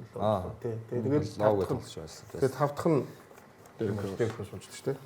Гайлтдаг. Bob Love 4 номерын Тий. болсон шүү дээ. Тэгээд ерөөсөө бүүсийн юунд 5 дахь тоологч болж байгаа маань. За тэгэхээр бүгдээрээ үдсэн баг. Тийм болохоор дараагийн сэдвээр бүгдээр орох уу? Ерөнхийдөө та нарын нөгөө юу ер нь Rose ер нь бүгдээр ер нь ярьцгаая л гэж байна тий. Derek Rose-ийн талаар Derek Rose нь бүүс 22 наснда MVP хамгийн залуу хутанда тий. Гайхалтай. NBA-гийн 1-р багт багтна гэдэг бол угаасаа нэр үндийн хэрэг. MVP. Rookie of the Year 3 удаагийн бүх одод 19.7, 6.2, 406 тоглох. Яг зарим нэг хүмүүс тэгж магадгүй 3 удаагийн All-Star юм биш. 20 оноо 6хан амжилт дунджилсан юм биш тэргээл янз бүрийн ярьж магадгүй. Гэхдээ ер нь бол Derrick Rose-ийн яг сагс мөнгөд үзүүлсэн нөлөөг бол энэ статистик ч юм уу гаргасан амжилтаар нь бид нэр одоо юу гэдэг хэмжихгүй байх гэж би бодоод байгаа. Тийм шүү дээ. Зөв геймплей за хэрвээ гэж байхгүй л дээ. Гэтэ зөв геймплей эртэлтэй онцлууд нь бол ийм статик өөр шүү дээ. Статистик MVP авдгүй заах 20 жоохон 22 оноочлоо тий. Тэг 23 23 оноо. Тэгээ нэг 8 омштой дамжуул нэг 500 самбарчлоо. Гэтэ үнэнгээсээ зүр энэ тоглож хэрвээ гимтэг байсан бол дорндын өрсөлтөө магадгүй зүр одоогийн NBA-ийн дөр төрхөө тэр чигээр өөргөл. Зүгээр би өөр Miami Heat-ийн фэн учраас сайн мэдээд байна л да. Chicago Bulls яг тухайн үед бол хэвээр яг их гурлын үед бол маш хамгийн том өрсөлт гэсэн юм. Жижигхэн ойл бохтон шиг юм тэгэл. Тэгээд энэ дээр зүр нөө золд тайлбар өсөлтөөр нөө нэг ирсэн зочид нь үг хэлжсэн. Тэгээд тэр дунд Derrick Rose өөрийнх нь хэлсэн тэр Thibodeau-гийн талаар хэлсэн юм нь надад бүр маш их таалагдсан. Нэг нь зүр яг зөв эргээд Tips-ийг ярихаараа Derrick Rose-ийн карьерийг алдсан юм шиг ярьдэн шүү дээ. Тэр маш олон минут хитрхи их шамрахгүй шахсан тоглолт үзүүлдэг. Тэр нөгөө нэг яг гимтдэг үед нь суулгах боломжтой үед нь суулгаагүй байсан. Тэрнээс л гимтсэн ч юм уу. Тим хүзүүсээр гэтээ Derrick Rose юм нэгэнд өнгөрцөн гэдгийг ямар ир хүн бэ гэдгийг л харуулж байгаа. Уучлсан гэсэн үг тийм бараг л тийм. Tips-ийг ярихаараа тэр олон минут тэр олон гимтэл хүртэл ингээд ярьдаг. Гэтээ тэрг бол зур нэг F-тай хэлсэн шүү дээ. Харацсан тийм. Тэр над бол хамаагүй. Тэр бол нэгэнд өнгөрцөн гэдэг утгаараас тийм. Thibodeau суулжуулагчд өөрийнхөө яаж ямар талхаж явдаг, өөрөөр нь үдээ зэрэгт одоо хүндлэгдсэн юм сагсан мөвчлөлт нь яаж нөлөөсөн тэр талархснаа илэрхийлж байгаа нь энэ үний ямар хүн бэ гэдэг маш тодорхой. Тийм хүн учраас энэ үний одоо байнер нь те одоо юу гэдэг нь дугаарыг мөнхөлж байгаа гэдгийг бас тодтогч харуулсан юм болоо гэж бодсон. Тэгээ ер нь бол зөвөр одоо авраг авсан ямар амжилт үзүүлсэн гэхээсээ гадна тэр одоо Чикагогийн хотод өөрөө одоо ямар тийм итгэл найдвартай тийм hope залуучууд ямар тийм inspire өгсөн тэр хотод төрж өсөөд тэгээ тэр багтаа драфтлагдаа тэгээ тухайн багтаа ямар том одоо итгэл найдвар өгсөн түүнийг дагаж тэр нь хүмүүст хэрхэн амьдралд нь нөлөөлсөн гэдэг талаас энэ хүн бол ялчгүй хүндлэгдсэн яг энэ хотынхоо одоо баатар нь гэж хэлж байна. Тэрс сая тэр нөгөө яг дорн бүсээр их гурвын үед яг тэр үедтэй нөгөө чи бүсийнхаа нэгээр гаргаж байгаа шүү дээ тий. Тэгээд би авсан. Бага нэгээр гаргана гэдэг бол Чикаго бүсэх тий. Ялцчгүй Derrick Rose нөлөөх. Тэгээд багийн бүрэлдэхүүнийг харах юм бол бас тим ч одоо нөгөө одоо супер баг бүрэлдэхүүн биш боловч яг багийн бүтцийн айгу зөв байсан тий. Би энэ танаас нэг бас энэ нөгөө бэлтгэл гэмтэл гэж ярьж байгаа шүү дээ. Яарчгүй Derrick Rose-ийн бид бүгдээр мэддэг. Хэрэг гэмтэйг байсан бол дүр зураг шал өөр байх байсан. Гэхдээ гэдэг юм үгэлж яригддаг. Ер нь энэ нөгөө бэлтгэл гэмтэл гэдэг чинь зүгээр ингэж боддог нөгөө одоо нөгөө яаж үсрэх үү, яаж буух уу гэдэг зөвшөөрөл бүхнээс хэлдэг шүү дээ. Бид нэг ярьдаг гэсэн юм. Одоо ялтчих энэ үсэл аягүй хүчтэй буухта үлмэд ирж дандаа өсгөн дээр дандаа бууж байгаа гэдэг одоо ингээд сурцсан ахалтаад тухайн хүн болон сурц өөр байгаа шүү дээ. Аягүй хүчтэй удаг. Ер нь тэгэхээр эн чинь бас тэр юун дээр бас аягүй нөлөөсөн. Маш тесрэлттэй, маш өндөр өсөдөг. Гэхдээ буухта аягүй хүчтэй буугаад юм шиг санагддаг шүү дээ. Тэгэхээр энэ бас нөгөө тухайн амьдчтай бас юу бас нөлөөлдөг л бах тий. Энэ тал дээр нэг гэж бодож байна. бэлтгэл гимтэл тал дээр би ярьж байгаа шүү. Ер нь одоо нөгөө өөрийг одоо чи нэг эмбидэг хэлдэг шүү дээ. Чи бэлтгэс хамгаалаад өөрийгөө унаад байгаамаа гэдэг. Чи бас нэг арга хэлээд шүү дээ. Вэйс нэгдэг гэсэн гэдэг. Тэгэхэд нөгөө үнэхээр төсөлтэй айгүй төвсөрдөг. Гэхдээ тэр нөгөө буухта айгүй хүчтэй буудаг шүү дээ. Тэгж харагддаг гэсэн. Тэгэл ер нь дээрээс нь маш өндөр тэр нөгөө одоо бэлтгэл тэр бүх юм зүйлд нөлөөлж байгаа хэл таах. Тэгж яах вэ? Тий. За өөр Brooks дээр гоё ярих гоё түүхүүд гоё дурсамжууд зүгээр Миннесотад карьер нэлээд хойшоо удаашаа унтсан ч гэх юм уу харж яваа үед нэг тоглолтын дээр 50 оноо аваад баг нь хожижсэн л доо. Карьер хаян бол Карьер хаян. Тэгэхээр тэр тоглолтын дараах ярилцсан дээр Derrick Rose өөрөө уйлжсэн санагдаж байна. Зүгээр тэр 50 тоглолт авсан нь өөрөө Derrick Rose-ийн потенциал ер нь ийм байсан шүү гэдэг бидэрт нэг иргэн сануулсан тийм өдөр болсон болов уу гэж би боддог. Тэгээд угаасаа л Derrick Rose сагсан өмгийг нэг л арга барилаар тоглож чаддаг. Тэрүүгээрээ тоглосоор байгаа л энэ карьерийг дуусгасан болохоор одоо хүртэл өмнө хийгдсэн пүүзнүүд нь дахиад одоо шинээр хийгдээд ингэ явж байгаа нь өөрөө Derrick Rose-ийг ямар хэмжээний байсан тоглож гэдгийг илэрхийлээд хэлээд өгч байгаа гэж бодож байна. Тинч гэмт бэртлийг таах боломж байхгүй тий өрчлөн сэргийлэх боломж байхгүй тэр яг тэр гимцэн тоглолтын дээр хүртэл өөрийгөө яг 100% тэр тоглолтондоо зориулсан тий болохоор л одоо тэрэн дээр ямар нэгэн тийм өөртөө ч гэсэн тийм харамсал тийм зүйл байдг байх гэж би бодож байна. Тоглолтоосоо гадна жинхэнэ хувь нь 90 хүн байгаад шүү дээ. Ер нь бол ер нь талбайн гаднахаа бие авч байгаа байдал нь ч гэсэн үлгэрч шүү дээ. Жамагийн эсрэгтэл нь байгаа шүү дээ. Бид бас нэг түрүү ирсэн нэг ямар ч үзэн ядагчгүй тоглогчтой нэг баха гэдэг. Энэ бид хамгийн үзэн ядагчгүй баг бүх хүн хайлтад тоглож нэг ялцчихгүй. Derrick Rose гэж ярьжсэн. За тэгэхээр энэ тоглогчийн одоо дугаарыг бол Chicago Bulls баг мөнхлөөд тэгэхээр үүнээс хойш ахиж хинч ямар ч тоглогч нэг гэсэн дугаарыг Chicago Bulls өмсөхгүй гэсэн тийм. Яг магадгүй хүүчин драфтлагдвал болох л юм. Тэгэхээр энэ бас гоё юм гэсэн тийм. Тэгэхээр яг энэгээр бүгдээр яг дуусгая. За дараагийнхаа сэдв рүү оръё. Энэ жилийн мэдээж нэг хамгийн том мэдээнүүд тэр тусмаа одоо солилцооны цон хагтаас юм тийм ээ. Яачгүй Янас байгаа тань л та. Яг шууд оцсон баг нь шууд хувьцаа өөрчлөгдөх тийм ээ. Тийм тоглогч болохоор Янастай Антетокумпотой холбоотой мэдээлэл бол маш их цацагдж гарч байна. За тэгээд Янас зөв зүүн үдийн булчингийн гэмтлийн улмаас 4-6 7 хоног тоглохгүй. Гэхдээ энэ мэдээг маш өөрөө хэлсэн тийм. Өөрөө хамшлингөө. Өөрөө өөрийгөө оншилсан юм биш. Нөгөө каф тий. Тийм ш. Доогоор. За тэгээд ер нь бол Bucks-ийн хооронд бол өнөөдөр ч гэсэн мэдээнүүд гарсан байсан. Ер нь бол хоорондоо бол яг ч ер нь солигдох нь ер нь нэлээд магадлал өндөр болж байгаа шүү дээ тийм ээ. Энэ Bucks өмсөлтөө сүүлийн тоглолтны болол гэж бодож штэ би. Тий. Энэ тийм мэдээлэлүүд өнөөдөөс бүр хүчтэй гараад ирлээ. За тэгээд солилцооны цонх угаасаа солилцооны цонх хангалтууд ч хийзээ лээ. Баясаа. Итгэвч. Юу болохоос 10 2 сарын 6. тий 6 тий. 6. Юунаас Австралиас 7 юм лөөдөг гэсэн байдаг тийм тий. 2 сарын 6 тагж байгаа. 6 манахаас одоо 7-ны үүрээр хаагдана гэх юм уу? Тэрнээс өмнө бол маш олон зүйлүүд болох байхаа. Тэрнээс бол багуудын мэдээж хамгийн сонирхож байгаа тоглогч бол бүхний хараанд тоглогч яалтчихгүй боломж үүдийн тоглогч авчих гэж бодож байгаа. Энэ тоглогч ирсэн шууд аврах болох магадлал. Тэдүү өргөснөө. Тэр нэмээд Kevin Porter Jr бас гэмтсэн. Тэ. Хизээрх нь тодорхойгүй. Хизээрх нь тодорхойгүй. За тэгэн гол Kevin Porter Jr NBA-д байх уугүй юу гэдэг нь яригдчихсэн. Ийм хэмжээний тоглогч Milwaukee Bucks-ын гараанд ороод ирсэн байсан. Ryan Rollins гээд бас л NBA-д карьер нь үргэлжлэхгүй яах вэ гэж тоглогчийг гараанд нь оролцож ирээд тоглолцсон. Яалч Milwaukee Bucks-ын бүрэлдэхүүн за Miles Turner-ыг авчирснаас өөр нэг онц өөрчлөлтийг хийсэнгүү. Энэ нь үнэхээр яг одоо яг өнөөдрийн NBA-гийн төвшөнд өсөлт хэмжээний баг биш байгаад байгаа учраас мэдээж тэгээ баг нь хожихгүй болохоор Янас үнэхээр хүнд үлрэл болж байна гэж харж. Гэхдээ Янасын за яг энэ бүгдээрээ гэрээнүүдийг харж тий. Энэ жилийн 54.1 сая доллар Embiid-ийн нэрчилсэн байна шүү дээ. ඊх жилийн гэрээ 58 бэ тэрний дараагийнх бүр 62 сая руу орж штэ. Энэ зөвхөн том дүн шүү тий. Тоглогч сая авах хэмжээний тоглогч үстэй. Энэ хэмжээний цалинг авах тостоо тоглож байгаа нэг л. Энэ хэмжээний цалинг авах асуудал байхгүй тийм хүнд гэмтэл бэртэл байхгүй. Зөвөр одоо Milwaukee Bucks бол авч үлдэж чадахгүй болчиход байна тийм үү. Гэхдээ өөрийнх нь бас нэг драма байгаад байна л та гэж байгаа хэцүү. Одоо ингээд маш хоёр талд хоёр өөр юм байна. Хоёр юм дээр тэр нь жоох хэцүү юм. Одоо ингээд нэг би энэ багтаага байна.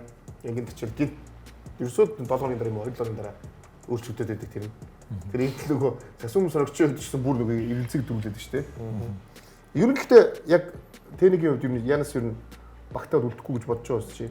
Тийм. Ер нь бол Янас өөрийгөө илэрхийлж байгаа илэрхийлэмж нь угаасаа өмнө жилүүдэд өөрөөсөө шүү дээ. Одоо олон авраг авмаар байна тий. Тэгээ тийм байсан учраас одоо өрсөлдөхүйц хэмжээний багт өөрийнхөө одоо хамгийн prime үе гэх юм уу одоо 31-ээс одоо 35 ч юм уу. Энэ хугацаа чинь Янасын хувьд бол хамгийн нэг prime үеинд байх хэрэгтэй байгаа. За тэгээд өөрөө бол тоглооны сонголт нь бол мэдээж надад будагтай талбараа дайрж авч байгаа тоглогч учраас бас явах тусам амар шиддэг болчихгүй юм бол ер нь энэ тоглолтын арга барилаар л явах. Тэгэхээр энэ хугацаанд өрсөлдөгч баймаар байна. Дахиад авраг авахыг хүсэж байгаа бах. Дээрэс нь яг энэ бас өөрийнхөө энэ цаг үед бас том зах зээлд бас очимоор байгаа юм болов гэж би харж байна шүү дээ. Том зах зээлд очиж мөнгө хийх энэ зүйл рүү бас орох хэрэгтэй болов. Тэгээд тэгсэн хэрнээ бас өрсөлдөхүйц багт бай гэсэн бодолтойгоо болов гэж бодож байна. Тэгээд Milwaukee Bucks-аас явхад бол нэг тийм асуудалтай юм байхгүй юм шиг надад санагдаад байна. Тэгээд өөрөө асуудал үүсгээд болгоод байгаа юм шиг л зарим нэгнүүд нь тийм байх юм шиг. Явмааргүй байна. Би энэ багтаа үнэн ч баймаар ингээд ахыг. Ууг нь бол одоо өөр газарт очиод яачвал Bucks бол нэг өөр байхгүй юм санагдаад байна шүү дээ. Тулгаа Янас хувьд энэ явна гэдэг нь энэ итгэлтэй байгаа юм тийм. Явцсан бах уу? Явцсан. Ахиж өрнө ингээд би бол ингээд энэ сая сүүлийн тэр доглоо гарч байгаа тэгээд сүүлийн хүчин юм болоо гэж бодож багс юмсгэлтэй. Баясаа. Энэ чи аль дээр явцсан шүү дээ миний үед. Тэгээд 100 бол цаашлаа гэж бодоодсэн. Тэр нь харин бүр нааштай. Тэгээд гол нь сая багсын хөгжөөний дэмжигчд нь бас бүүлж мүлээд ихэлсэн. Тэгээд сүүлд багийн эзэдтэйгээ уулзсан. Тэгээд ерөнхийдөө талууд тохиролцоонд хүрчлээ гэж хараад байна шүү дээ. Гэхдээ зүгээр Янс ингээд янз бүрийн яриад байгаа зүгээр өөрийнх нь хүсэж байгаа тэр очихыг хүсэж байгаа газар нь солилцоо болохгүй бол ингээд зөв энэ хоёр Янс Бакс хоёр бол нэг юм салиа салж чаддгүй нийлж чаддгүй нэг тоогсод хосууд шиг л байгаа шүү дээ. Янс зүгээр би бол хувьдаа тэгж бодсон. Зөв заримдаа нөө нэг цайс би энэ багтаа байна гээл. Тэр үед нь яг нэг хүсээгүй барууд явуулах гэдэг дүү гэсэн. Ба тийм л ах. Би бол тэгж л бодчих. Энэ тийм л. Яг өөрөө нэг хідэн баг хилцэн л байгаа. Тэрнээс нь өөр баг гарч ирэхээр тэгэл ямаргүй санагдаа тэгээ. Нөгөө багийнх нь өгөх хэмжээний чадамж нь багс таалагдахгүй байгаа гэж байна тийм. Яг өөрийнх нь хүсэж байгаа багууд нь хүсэж байгаа өөрийнх нь очих хүсэж байгаа багууд нь багс хүссэн юм өгөхгүй тийм. Өгч юм тал байна. Тэгэхээр багтаараа баймаар гэж бодоо. Тэнгүүд дандаа баясаг хэлж байгаа 100 үнэн шүү. Тэнгүүд сайн багууд байгаа байхгүй өөрийнх нь очих хүсэж байгаа баг. Тийм. Шууд амжилт үзүүлэх. Тэгвэл тийм багч нь дандаа сайн бүрэлдэхүүнтэй л байдаг шүү дээ. Тэгээ энэ үйл солилцохоор хэцүү. Тэнгүүд амжилтаа ахиулъя гэж талаас хүснэгтийн дундуураас доош байгаа багууд бол бүх юмыг хангалтанд Янсанд бараг 24 ч гэж бэлэн байгаа шүү дээ. За. Багс өдөртөд өөрөөсөө юм явуулчих гэж бодож байгаа тийм. Энэ бол явуулчих. Тэгэхээр юу гэдэг хангалттай сандаа сонсохгүй. Хэн зах зээл за одоо аврага авцсан тийм. Одоо багс драфтлыг гэсэн л байж байгаа. OKC шиг юм ураахыг л хүсэж штэ. Одоо Янас яг өндөө бол зүгээр одоо бушуухан явцсан дээр хөө тэгвэл боксинг төвөнд хамгийн агуу тоглогч гэж одоо юм ярьж штэ. Энэ легисийг цэвэрхэн хадгалаад явуучих л хэрэгтэй.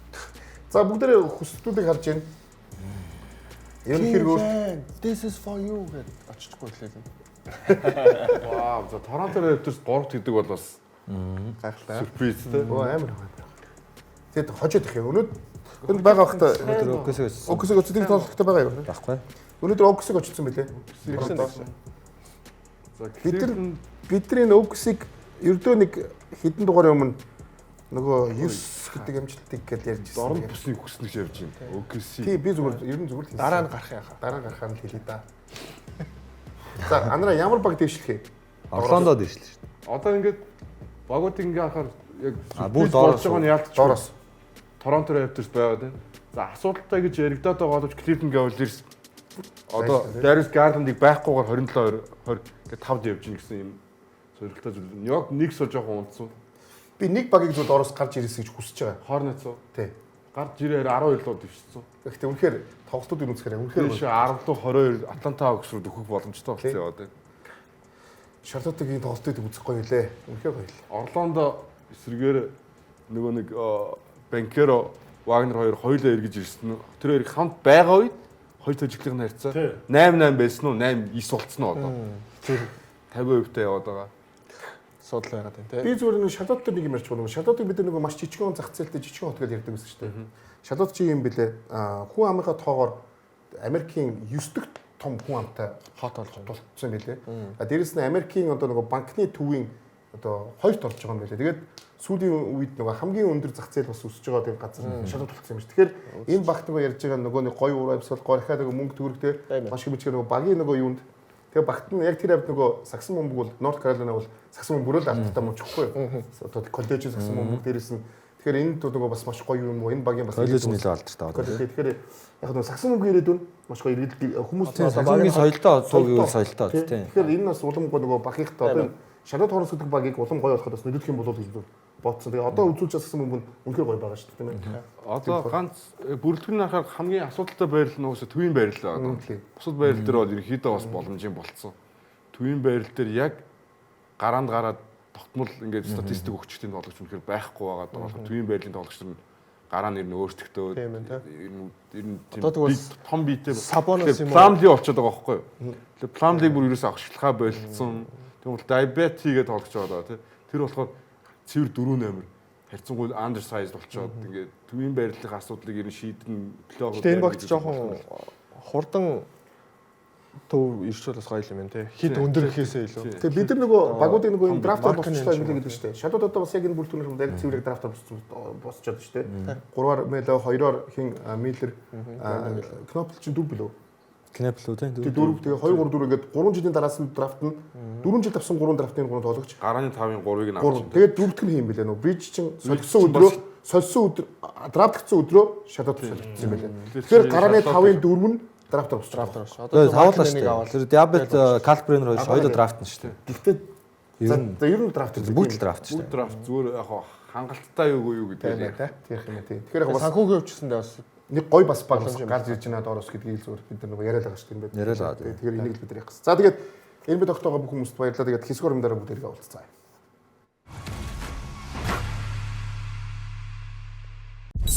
Нэвтрүүлгийн платинум ивент төлөвч Сагсан бөмбөгийн спортыг дэмжигч Coca-Cola.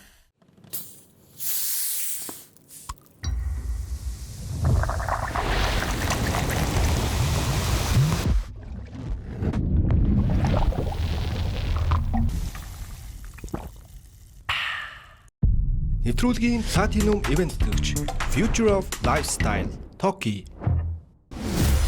Монголын сагсан бөмбөгийн холбооны үндэсний дээд лигийн тоглолтын ажлыг Токи ПК-мээр тааж бэлэг хож бөмбөг бөөрөнхий гэдэгдээ дараагийн удаа ямар багууд хоорондоо таарч хэн нь оч бол та зүүн совинтой нэгэн аль эсвэл сагсан бөмбөгийн оргоотон аль нь ч байж болно. Монголын сагсан бөмбөгийн холбооны үндэсний дээд лигийн аль биесны апп Токигийн ПК мэсэг нэвтрэн дараагийн тоглолтын ажлыг тааж iPhone 17, PlayStation 5 зэрэг олон бэлгийн эзэн болоорой. Токи апп Entertainment Sales лиг рүү орон ПК мэсгээс тоглолтод таамаглал бэлгийн хож.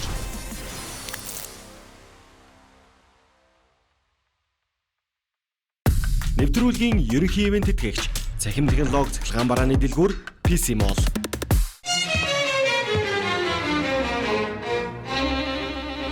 Чанар бол өнгөрсөнд үүссэн бахархал.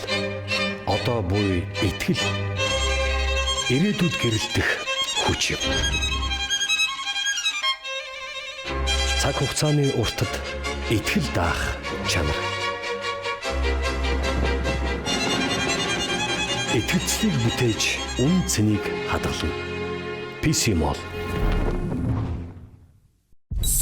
Нэвтрүүлгийн платинум ивент төлөвч Сагсан бөмбөгийн спортыг дэмжигч Coca-Cola.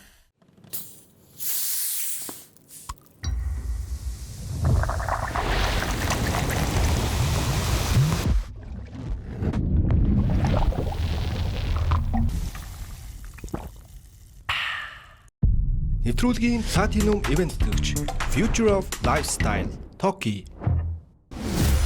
Монголын сагсан бөмбөгийн холбооны үндэсний дээд лигийн тоглолтын ажлыг Токи ПК-мээр тааж бэлэг хож бөмбөг бөөрөнхий гэдэгдээ дараагийн удаа ямар багууд хоорондоо таарч хэн нь оч бол та зүүн совинтой нэгэн аль эсвэл сагсан бөмбөгийн оргоотон аль нь ч байж болно.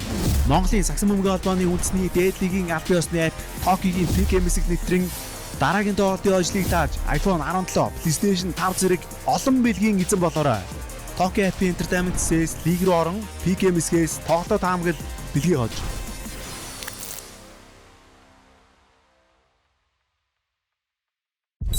Нэвтрүүлгийн платинум ивент төлөвч Сагсан бөмбөгийн спортыг дэмжигч Coca-Cola.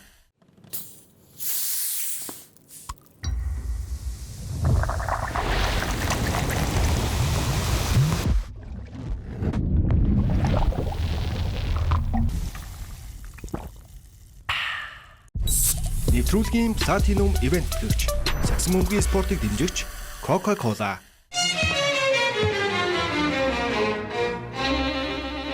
Чанар бол өнгөрсөнд үүссэн бахархал.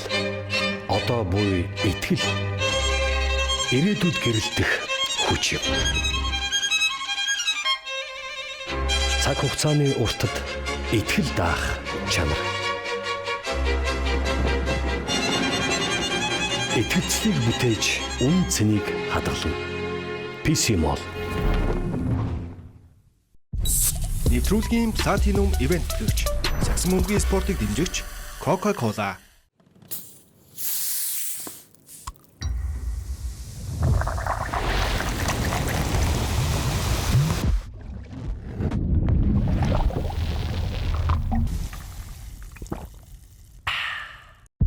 Нэвтрүүлгийн Platinum Event гэгч Future of Lifestyle Toki. Нэвтрүүлгийн Platinum Event гэгч Сагсан бөмбөгийн спортыг дэмжигч Coca-Cola.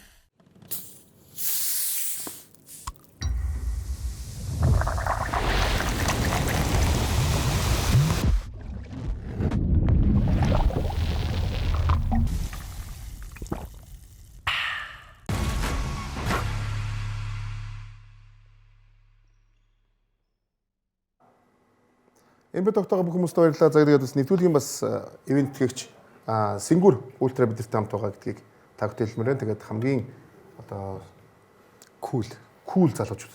Наадах шийдлээ болцсон хаа за. Шууд. За тэгээд Сингүр байгаа гэдгийг та бүхэн хэлмээр байна. Тэгээд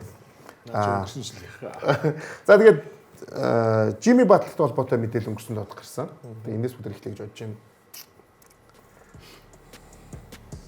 За тэгээд тоглолт савраш мөнгө авч байгаа. Явц та. Араг Хамгийн харамсал харахад л ойлгомжтой байсан. Яг хүн хөнгөн хэр байх уу гэж бодож ирсэн. Тэгээд хамгийн харамсалтай нь улирал дууссан. Асалсан тий. Нөгөө юу гэсэн ч нөгөө юу гэсэн мэт. Yes. Эсэл үү? Тэсээ тий. Эсэл тасарсан тий. Тасарсан билүү бүр? Тасарсан. Ячууд эргэжүүлч одоо хэцүүс дээр нь тий.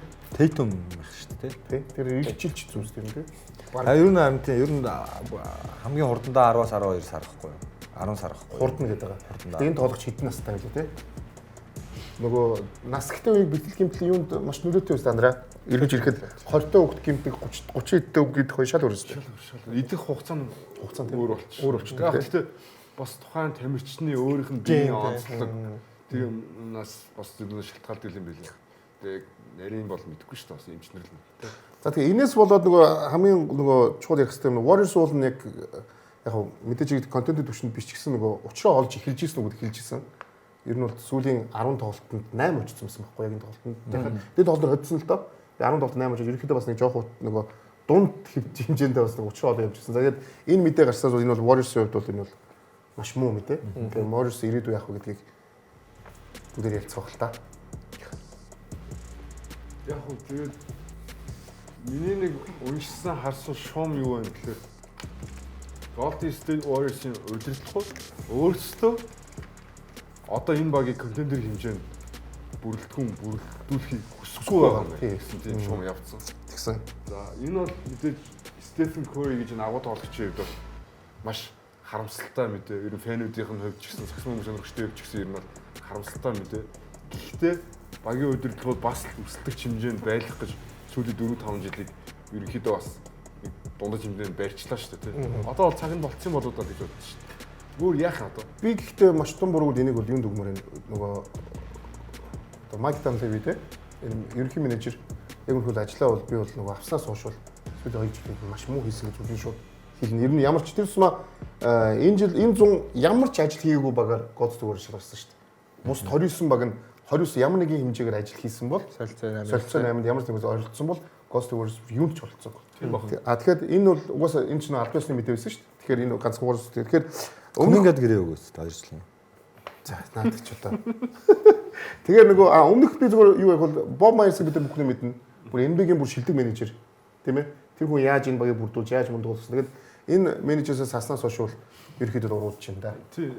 Би бас бааж хэлж байгаа санал нэг баг. Ямар нэг шийдсэн ерөөсө хийсэн Хийхгүй тийм. Тэгэхээр Дреймонд Гриныг явуулах хэрэгтэй бол явуулаад тий. Маканыг авчирдан ч гэдэг юм уу ингээл Ямар нэг юм хийх гэдэг нэг сэргэлтэл юм ерөөсө хийсэнгүй шүү дээ.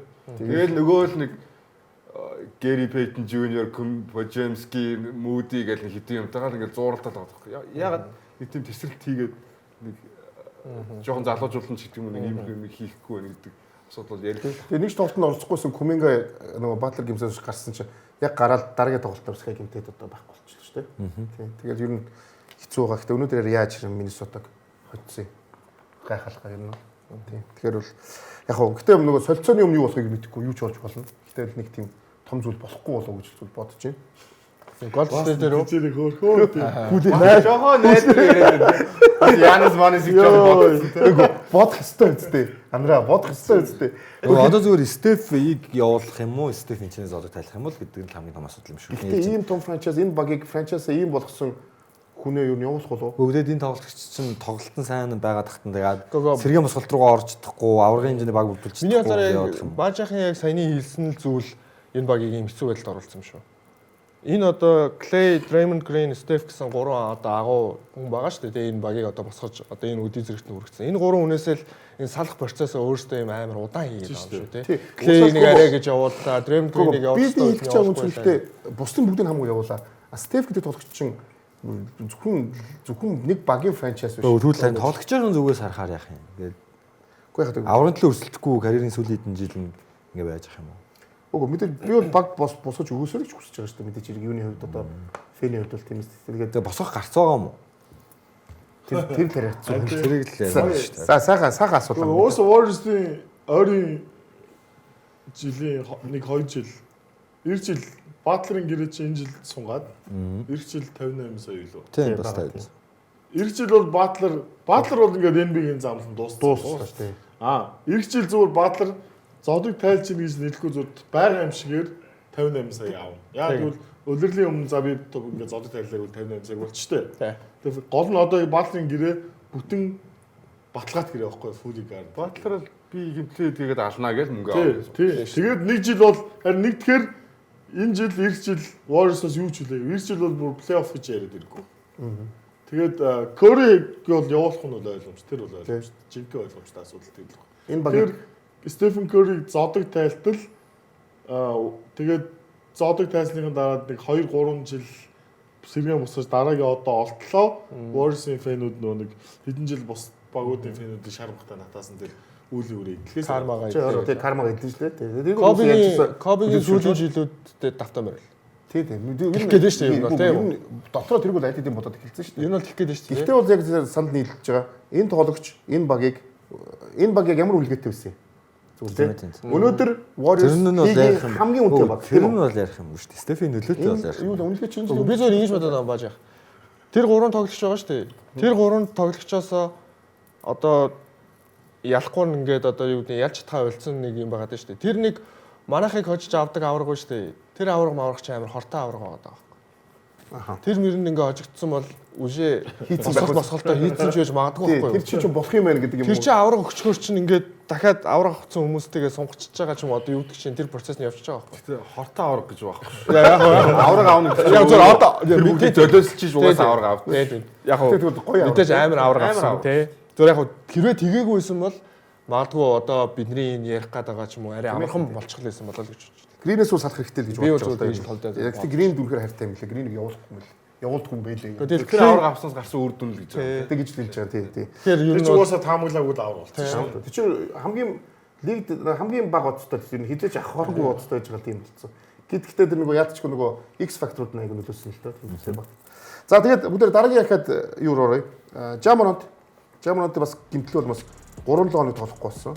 Энэ солилцоо гэсэн тийм. Солилцоонд орох гэдэг юм шиг яагаад нэ тийм. Эмсэл бас гэхдээ бас 3-7 хоног ч бас гайгүй сонсгож байна бас тийм. Тийм. За эмсэл спрей юм шиг тэгээ сумжаа. Тоглохгүй байж байгаа л ирээл 2 тоглолт тэгээл ингэчлээ. Уулын дэвний 2 тоглолт аюу гой тоглолт. Гол нь чинь солилцоо үнэ амаа яригадаад байгаа шүү дээ. Наач дээр солихгүй юм шүү дээ. Тэр Харин одоо мэдхгүй юу ч Наач болоо. Янсын жижиг хөлбөр болсон юм шүү.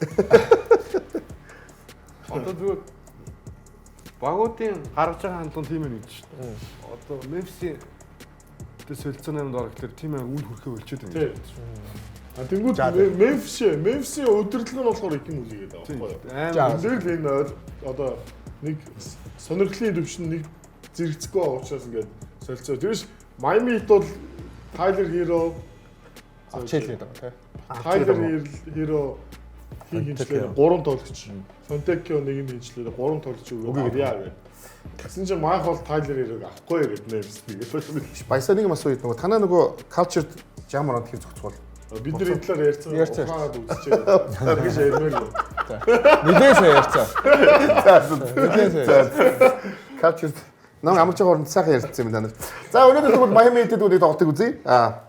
Phoenix Suns-тай тоглосон тоглолт.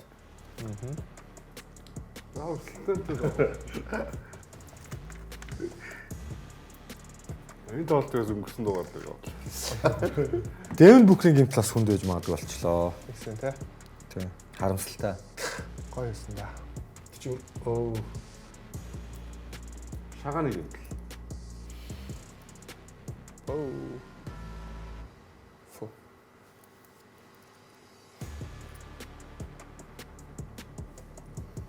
гэхдээ юм мэдээ гараагүй юм лөө. Яг артус юм мэдээ гараагүй баг тийм.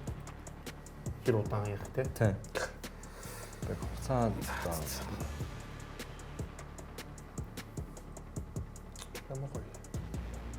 Майами яг нэг лидергүй л баг байгаа тийм яг номер 1 лидергүй. Тэрнээс ингээд яг үүргийн тоглогчдод бэлэн байгаа. бэлэн үүргийн тоглогч. Одоо эдгээрээ өн өргөж байгаа зарт. Үүргийн тоглогч ч өөр багтаж байгаа. Үүргийн тоглогч чинь тэнд чинь ямар ч хүнийг үүргийн тоглогч болгодог хүн байгаа. Тийм байна. Ямар ч хүнээр тоглож байгаа. All-Star байна. Тийм энэ Norman Powell гэдэг All-Star шүү дээ. Өнөр нэг гоё од болчвол Miami Heat бол зүгээр нэр шууд сэп гэж босоод ирэхээр байна. Энэ жил гэхдээ чи өөрөө ч энэ хүлээлтэнд байгаагүй ч юм Miami Heat. Хүлээлтэд тийм. Гэсэн чи Miami энэ жил үнэхээр амар байна.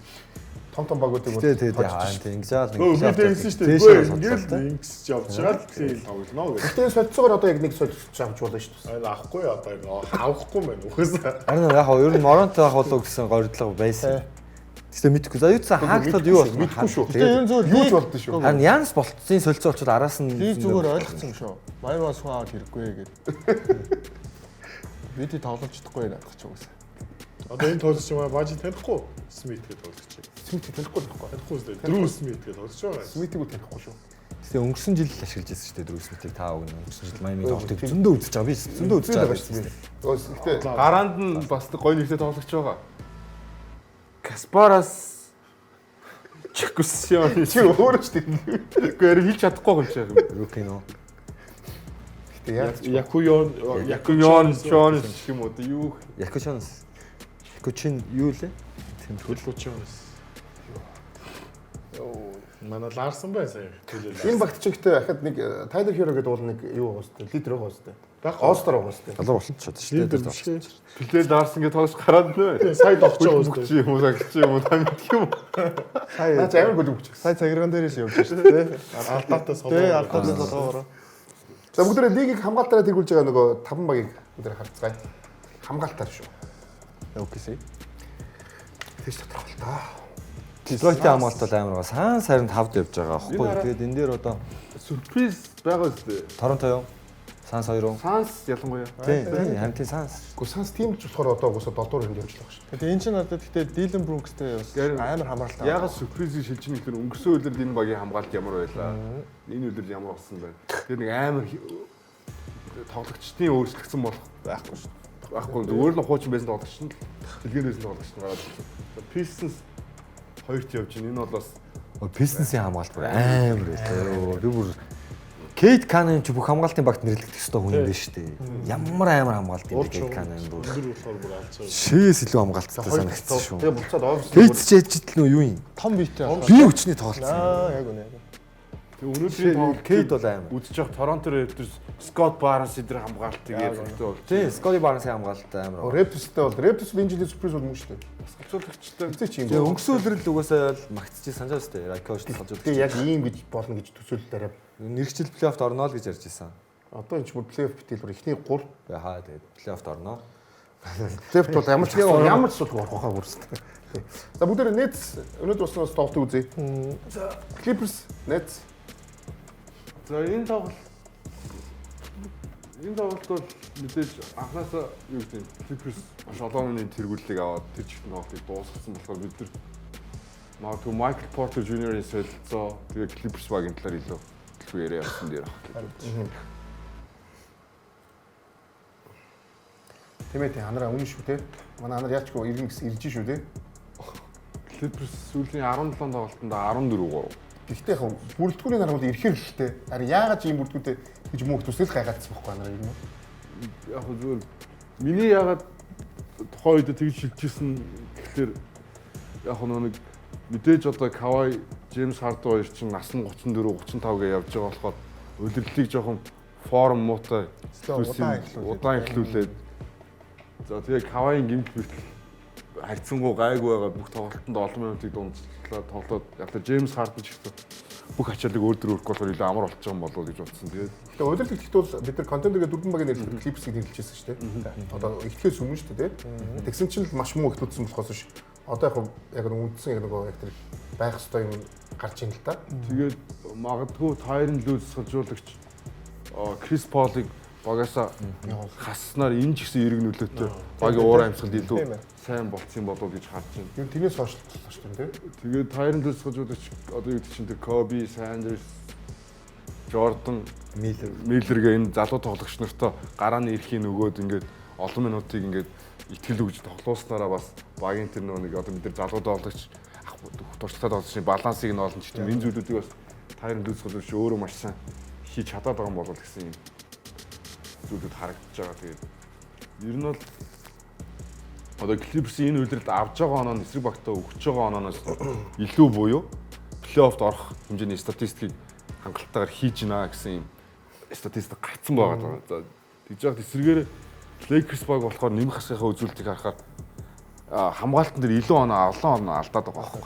Яг зөв клатч мөч шийдэж хожоод байна тий. Энэ нөгөө лигийн хамгийн одоо нөгөө хөгшин одоо юу гэж Clippers биш шүү дээ. Хөгшин гэж ярьж байна. Тэгэхдээ залуу тоглогчдоо ротейшнд оруулаад хөгшин тоглогч нар ашиглагдахгүй байна л да. Яг хоёр Brook Lopez л ашиглагдаж байна. Хамгийн анхнаас. Тэгээ CP бас хасагдчихж байгаа. Тэр нэг юу. Тэгээд John Collins ч юм бол залуу шүү дээ. 30 хүрээгүй. Тийм. Chris Dunn ч бас тийм бас яг одоо яг туршлагатай тоглогч болцсон уу болцсон. Гэхдээ одоо бүр тийм одоо Lopez энтер ажид бол залуу тоглогч байгаа даа шүү дээ. За тэгээд ингээд энэ бол нэлээд тийм нөгөө хойшлээ гэж явж байгаа шүү дээ. Нөгөө бол шүү дээ. Гэтэ нөгөө багт ч уул нэг Остер яваад байгаа шүү дээ тий. Нөгөө All-Star чинь тэгэл хаяа уучлахгүй бол яваад шүү дээ. Бага хожуулсан дуушлаарай гэл. Тэгэд бас John Collins-ыг зүр магтах хэрэгтэй болов уу гэж бодоод байгаа. Өнгөрсөн үеэрд ер нь зүгээр Kawhi-ыг 4 номер дээр тоглуулад эсвэл Derrick Jones Jr. энэ өөр ингээ ээлж тоглоод байрал дээр тоглож чадахгүй байгаадсан асуудлыг John Collins авсан шийдэж өгчлөө. Тэгээ Collins-ийн Атлантагаас яваад хамгийн түрүүнд сайжирсан юм 3 хоног шидэт байсан. Тэр нь яг одоо нэг 100 бастай давхцахгүй байх нөхцөлийн бүрдүүлж өгöd байна. За тэгээд Lopez-тэй байсан ч гэсэн доор тоглож чадаад байна гэдэг. Давуу тал болж чадж байгаа тоглогч нь John Collins өөрөө болчиход байна. Тэгээ Kawhi өөрийнхөө нөгөө үндсэн 4 номер дээр тоглохгүй үндсэн 3 номер дээр тоглоод эхлэхээр яа харахгүй лигийн элит төвчний довтлогч хотлогийн 2 тал чилдэг жижиг довтлогчийн байрлалын тоглогч хэвээрээ гэмтэлгүй бол гэдгээ бас имбич шиг ингээ харуулад байгаа байхгүй. За тэгээд 6-21 гэж ихлүүлсэн. Тэрнээс хойш 15-3 өнөөдөр хожоод 15. Би зөв дөрөвний хэлсэн энд нэг алгалдаа нөгөө хэлэх гээд нөгөө өчтөр нэг бас нэг гоё юм болсон. Өчтөр тоглолт илүү. NBA-ийн түүхэнд нөгөө хамгийн залуу бүрэлдэхүүн Washington Wizards-аас гарлаа. Талбай дээр түүхэнд гэсэн шүү дээ. 20 настай 5 тоглогч нь талбай дээр гарсан 5 тоглогчийн дундаас нь 26 гэсэн шүү дээ. Тэр нь тэгээ тэр шалууд орностой бүр алаан болсон шүү дээ. Бүр нөгөө чигхэн залуучууд чигхэн залуучууд бүрстэ хөл гар нийлэхгүй бүр авсан болгоноос юусоо тэгээ би нөгөө бод ямар амар юм бэ гэд. Тэгэхээр нөгөө Washington Wizards-ийн шинэ залуу 5 тоглогч 20 настай 5 тоглогч бол амар л шүү дээ. Арай гэж бодсон шүү дээ шалаад бүр. Тэгээд тэрийг харахад бас яана шинэ нөгөө NBA-гийн шинэ юу Тийм шүү дээ. үнэхээр аимшигтай байна. Бидний өнгөрсөн дугаар дээр 25-аас доош насны залуучуудаа ярьсан. За баярлаа. За сүүлийн 18 тоглолт тий. За тоглохоор 3 хамгаалтаараа 5 3 оны шийдэлтээр эсрэг багтаа 3 оны шийдүүлж байгаа. Хуваараа тий. Сайн хамгаалттай тий. Тэгэл ер нь тоглох хамгаалтын үзүүлэлтээр харахад л байна. Тэгэхээр энэ баг шилдэг хамгаалж байна. Хүлээлтэнд хүрээд эхэллээ. Одоо тэгэмд орж чинь тий. Кристиан баг NBA 10 оноо дундчлахгүйгаа ганц гарааны холбогч нөхөө. Юу нөө? Тий. Дааныг холбогч хэд хэцүү дээ. Стилтэй Хардн холбогч. Тэгэхээр ерөөсөө Хардн холбогчоо гэдэг ер нь бол Кристиан ч point guard гэж NBA драфтлж орж ирсэн шүү дээ. Зүгээр гэхдээ Кристиан бол 3 онооны шилэлт буюу дундын зан шилэлт нь маш муу. Зүгээр хамгаалалт бол супер гэдэг ийм шалтгаанаар маш дээгүр драфтлсан тоглож. Тэгээд энүүгээрээ ч гэсэн Хардн баахад нэрээ Кристиан хай нэг сул 3 шилэлтийн хийж яхаас бусдаар нэг тийг тоглохын айхтар олцоодох шаардлагач байхгүй байгаа юм ер нь бол. Тийм болохоор ингээ баланс болсон. Николас Батум гэж тоглогч сэлгээнд сууж байгаа тоглолтын 4-р үеийн сүүлийн 5 минутанд орж Леброн ч юм уу, Лука ч юм уу, эсрэг багийн хамгийн гол тоглолчийг хамгаалдаг ч юм уу энэ хүү байдлаар ингээ баланс нюансыг олоод байгаа болоо гэж хараа. За Clippers бол уус 30 удаад эхэлсэн. Тэгэхээр энэ нөгөө талд би нэг юм асуусан. Одоо сая ярьж нөгөө эхэлжсэн шүү дээ. Michael Porter Jr. Энэ тоглогчийн нөгөө солилцоо яг юу болох юм бол яах юм бол ихээр мэдээлэл юу болоо. Ярьцгаа. За баярлалаа. Би ер нь юу ч мэдэхгүй яваад байгаа юм аа. Шинэ битээ гаргаж ирээд л зүгээр нас хэдвэр л явчих. 7 хоногт мэдээлэл чи өөр болж болно шүү дээ. Шинийгээ үзээ. За өөрөө бүсэн юм. Хамгийн шинийхнүүдийг өгчөөд чи хууч юм. Занд бас OKC тэргүүлсэн юм. OKC гэхдээ гинтл бэрхшээлт одоо нэрвэгдсэн багуудын тоогоор ихнээсээ 2 ч явж байна. Тийм 2 ч хэлээ тийм. Тэгсэн ирнэл лиг тэргүүлсэн хэвээр байна. Оо Jada биг удаа хугацаагаар ард бэлтээ. Тэрээс ротейшн мөнхийн солиулсан байгаад байгаа. Болтой толгойд бас өнөөдөр ганцаараа олсон скинтэй гарчлаа. Одоо нөгөө Jada зүгээр гараанд гардаг нь. Одоо бол бусдад толгойд аягүй хэцүү болцсон гэсэн. Шийд ганцаараа явж байгаа үйлдвэрлэлийн төгсгөл бүгд ирүүл болчихулж та асуудал. Тэгээд тэр оронд одоо ингээд шээч бас чирээ яваад ш төрөх ганцаараа. Харин тийм бас тийм аюул аваад. Манай ямар баг болох юм? Багууд болох юм. одоо сан сонгонд тодорхой болчихлоо Дэвэн Бүкр баг. Бүкрэг бол хэцүүлтэй. Бүкр яг тэр одоо тэр Симхи 7 хоёрын төлөө мэдээж Миннесота л явах бах. Тэг Clippers бол нэг амархан зүгээр плей-энд үлдэхгүй плей-оффын 6 5-2 төлөө бол дайрна гэдгийг харуулчихсан. хараачлаа. Одоо ойрхон юу 6 ажлын зөрүү гэдэг чинь амар ойрхон сонсогдоод эхэлчихлээ шүү дээ. Бол 12 байсан юм. За одоо 15 6 байлаа шүү дээ. гэсэн чи одоо ойрхон болчихлоо л та. За тэгээ энэсгөрөн дараа бүгд эргээ уулзцгаа энэ бод огт хамдугаараа.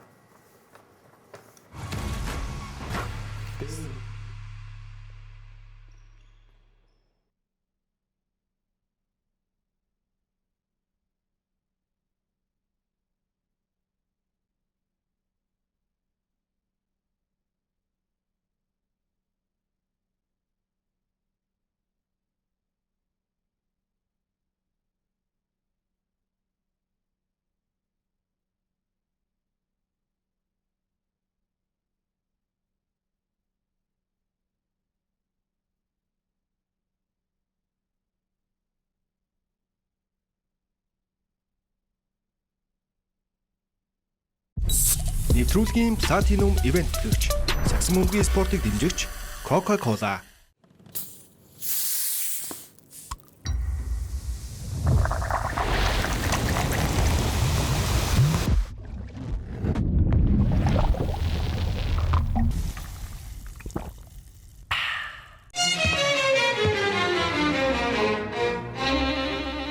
Чанар бол өнгөрсөнд үүссэн бахархал. Одоо буй итгэл. Ирээдүйд гэрэлтэх хүч юм. Цаг хугацааны уртад итгэл даах чанар. Итгэлцлийг бүтээж үн цэнийг хадгална. PC Mall.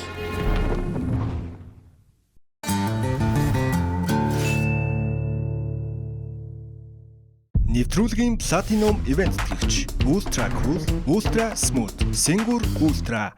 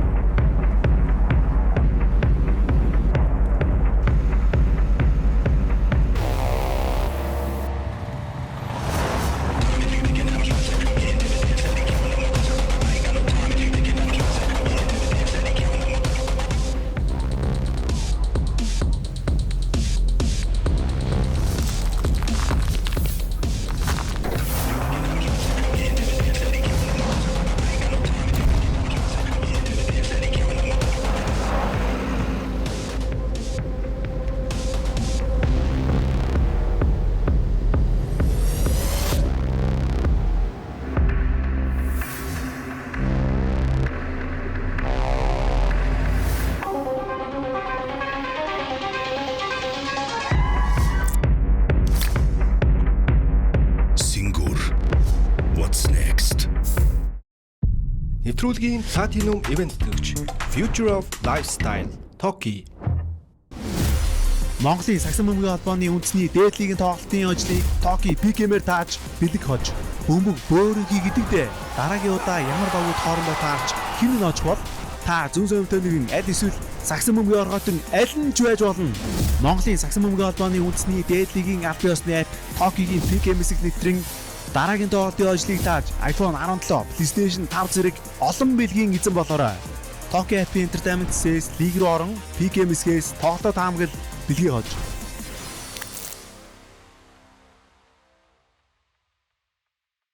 Нэвтрүүлгийн Platinum Event төгч Ultra Cool, Ultra Smooth, Singur Ultra.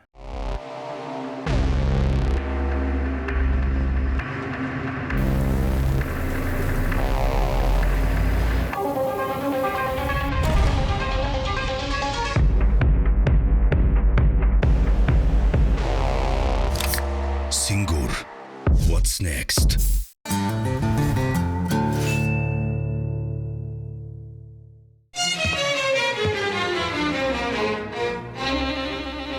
Чанар бол өнгөрсөнд үүссэн бахархал.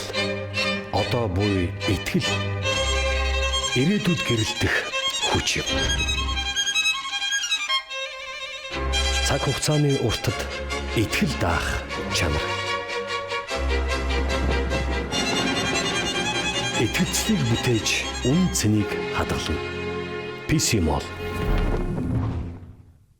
Нэвтрүүлгийн Platinum Event төгч Ultra Cool, Ultra Smooth, Singur Ultra.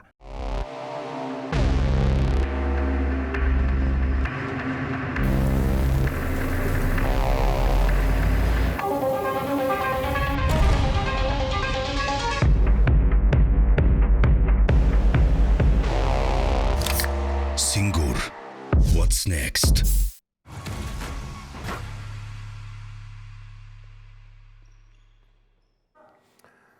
Эмбэ тогтоогоо бүх хүмүүстээ баярлалаа. Тэгээд нэвтрүүлгийн Platinum Event гэгч үндэсний дээд лигийн аль биесны апп Toki Picamээр та бүхэн дээд лигийн тоглолтын таамаг илгээж зөв таах бүрдээ бэлэг хожиж боломжтой замун тоглолтын статистик мэдээллийн цагийг алдалгүй Toki аппаас аваарай гэдэг та бүхэн хэлмээрэн. За тэгээд нэвтрүүлгийн Platinum Event гэгч мэдээж сагсан бөмбөгийн спортыг дэмжигч хамтдаа илүү хамтдаа Coca-Cola брэнд байгаа гэдгийг хэлэхэд таатай байна. За тэгээд нэвтрүүлгийн Platinum Event гэгч Ultra Cool, Ultra Smooth, Singur гэдэг та бүхэндээ хэлмээрэн. За тэгээд бас PC Mall электрон бараг нэгтлгүүр. За тэгээд PC Mall-с та бүхэн Apple, Samsung, Huawei, Honor, Xiaomi-гийн одоо брендийн гар утснуудыг бүгднийг аль биесны нэгтэйгээр тэгээд уршилгаагүй лизингээр авах боломжтой. PC Mall-ос та бүхэн ингэ яваарай гэж хэлмээр байна. За тэгээд хамт байгаа бүх хүмүүстээ баярлалаа. Бүгдээ тэгээд дараагийн шууд тоймос эхлэе гэж бодож байна. Тэгээд Dallas Lakers-ийн тоймос бүгдээ эхлэе. Лука.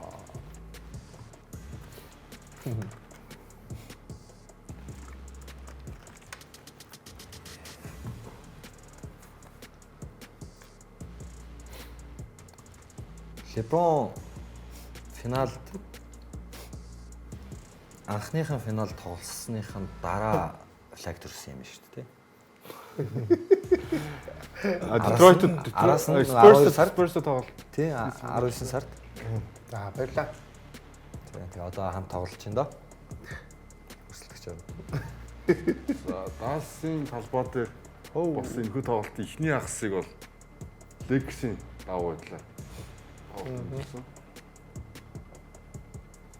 За тэгээд Макси Кристи гараанаас маш сайн тоглолтыг үзүүлсэн. Сайн уу хамгаалтаараа явж байгаа Далс 7-д яваад байгаа шүү. NBA хамгаалтын үзүүлэлтээр. Тэр хамгаалтаа тоглолтын 3 дугаар үед маш сайн хийсэн. AD ороод ихний 3 руу ороод байгаа шүү дээ. Тэгэхээр энэ флагийн хамгаалтын нөлөө бас том байгаа.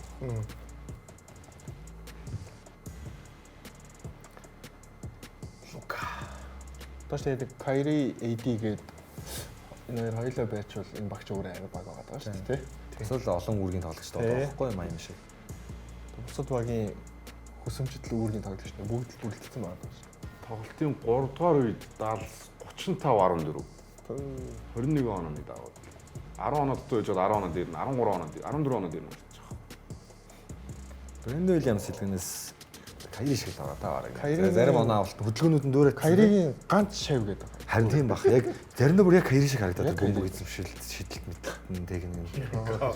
Сайн зүр явна. Анаас нь харж ирсэн. Яа. Хоёр амар хаалттай лаа гэвэрт. За эндээс хойш дөрөвдүгээр ихлээл Lakers буцаад тоглолтын саналж гартаа. Хачимура нэг юм үлрэлтэд орж ирж байна уу да тий сүүлийн 2 3 тоглолтод. Тий, ер нь бас нэг багийг хожид үүсгэх брош шилтүүдийг 2 3 тоглолтод чиглэлээ шүү. Хоёр дараас нэг. Йоо. Суллаа төхөр нэр эдэр нэгтэн ганц их шилд хиймэр байгаа хөөхгүй. Айгу хэцүү байгаа. Ялангуяа тэр Винсентийг харахаар бүр нүд юу интермер юм аа бүр. Яг хөө тэгэл Лукан ч юм уу Леброн суллал яг хэрэгтэй суллал өгч хийх. Нэр юу гэснээс өнгөрсөн дор тусан бас нэг драма бол нөгөө Басын гэр бүл Леброн Джеймстэй одоо харилцааны асуудал гэдэг спах мэдээлүүд гарлаа шүү дээ. Энэ тал дээр ихтэй ярих ёстой гинэ амраа. Леброн өөрөө хэлсэн юм биш үү? Би бол харилцаагаа бидний харилцаа сайн байсан гэж сайн л гэж боддог гэдэг. Тэр жаахан дипломат хариулт л да. Би ч гэсэн дипломат хариулт үгүй даа. Ажид нөхгүй юм ч тий яг. Яг мэдэхгүй байна. Өө яг зүгээр энэ асуудал нь өөрөө зүгээр ингээд Леброн явхад ингээд хурж ийн үү 100 угаасаа гэрээ хөхгүй юм биш үү дээ л гэсэн. Юу н хөхгүй юм биш үү л гэдэг байгаа юм тийм. Өхөө болж байгаа юм шүү. Хамгийн гол нь одоо Леброн өөрөө ахаад гэрээ аваад ахаад тогломоор юм байна би. Нэг авраг авч зодод талих гэдэг юм болдгоо дээ л гэж одоо бодоод. Гөө ядаж чи зарлах хэрэгтэй шүү дээ. За би энэ миний сүүл үйлдэл болох болно гэж хэлэх хэрэгтэй юм шүү. Тэгээд ихлэхээр ахаад Би одоо тэгээд Зарлах уу? нэг жилийн гэрээгээ зарлаад яачаар одоо нэг тоглохгүй байх юм бол дундаж статт нь амар доошлоод ширнэ шүү дээ. Гөө нэгэн жилийн хурд гэж нөлөөлөхгүй байна. 20 хэдэн жилийн статистик нэг жилүүд гэж байна. Нэрээ нөлөөлөхдөггүй хоо. Нөлөөлөхгүй. Яг үнээр нөлөөлөхгүй. Тоонд айгу муу юм. Нэгдүгээр сургалт төгсөж чи. Нэрээ шалтай нөлөөлөхдөггүй. Нөлөөлөхгүй. Хоохоор нэг нөлөөлөхгүй. Нэг жилийн үстэй юус. Наа он чин муудлаа гэхэд ер нь 15 байгаа юу? 20 оноо ятасны 17 8 оноо 20 оноо авчихна уу яг Авчихна. төсөл бол авчихаар юм шүү дээ. Одоо хүртэл ингээл боломжлоор савал дэвэл тохоо олгоонтой балкад болохгүй. Одоо нэр Леброн аврагын төлөө дэхгүй бол ер нь жоохон Яг зарлаагүй юм чин дахиад нэг үлэл тоглох нь бол тоглох байх. Энэ болохгүй л дээ яаж утсан. дахиад нэг өдөр ямар ч Энэ чинь одоо зүгээр эн чинь зүгээр яг өрдний яг дээр үеийн сагс ч юм уу. Одоо бол нэг энэ нийгэм чинь нийт өөр болчиход байна шүү дээ. Тэгэхээр энэ сүүлийн зүүн болчиход байна тий. сүүлийн үйлрлээд зарлаад тэндээсээ гол нь мөнгө хийн тий. хамгийн гол юм чинь тэр бизнестэй уялдаад байгаа учраас. Энэ зүгээр сүүлийн үйлрэл бол мөн бохоо Lakers-тэй. Харин Lakers-с л явахаар болчихлаа л гэдэг. Сүүлийн гэхдээ нэг одоо саяны сүүлийн өдрийг бол за үнэхээр ингээд Lakers-тер ингээд ямар нэг нэг жилийн гэрээ өгч болох уу гэж байхгүй. Яг зүгээр хямдхан Хамгийн гэрээ өгөөд үлзүй гэвэл Гэхдээ ийм тоглогч хизээч одоо ветеран минимум авахгүй шүү дээ. Тийм байх байх. Тийм. Я за муудаа утгад нэг 40 сая гэж авах юм байна. Хамгийн муудаа шүү дээ. Тэгээд яг LeBron ч бас сүүлийн жилүүдэд цалин гэж огцсон байх төрсөн л карьерийн турш ер нь их тохиол дандаа тийм топ 5-д ч байдаг байсан шүү дээ. Дандаа бага оддог. Тэр бол үнэн шүү. Тийм. Майами дээр 15 сая долларын гэрээ гэлдэг шүү. Шинэ 15 мөн. хасчиж бошиг 15 дээр авахд тэр жил биш үү? Kobe T-Mac 2 30 сая авдаг гэсэн шүү дээ. Тэр чинь бол 30 сая гарахны өсөнд олж цалингаа золиослоод авраг авъя гэж. Тэгэхээр 15 сая доллар авчихсан. Дэлхийн номер 1 тоглогч шүү дээ тэр үедээ. Тийм. Тэр үедээ номер 1 тоглож. Дэлхийн номер 1 тоглогч байж байсан. Авсан сайн юм болчихдог шүү. бүр. Би зөөр бас давхар зүгээр бодож байгаа нь энэ хүний чинь амьдралын одоо хэдэн хувийн ч юм бэ? Бараг 80% сакс тоглолцсон байна шүү дээ. Тийм үү. Тэр юмнасаа бас хагц сална гэдэг чинь бас хуу хүнийхээ хувьд бас амар том юм байгаа шүү дээ. Зодог тайлчи гэдэг одоо шийдвэрийг гаргана гэдэг чинь. Би энэ юм байгаад байгаа юм бол яа тэгэл 44 хүртэл тоглосон ч яа. Одоо зөв Тимэт бас үнэн шүү.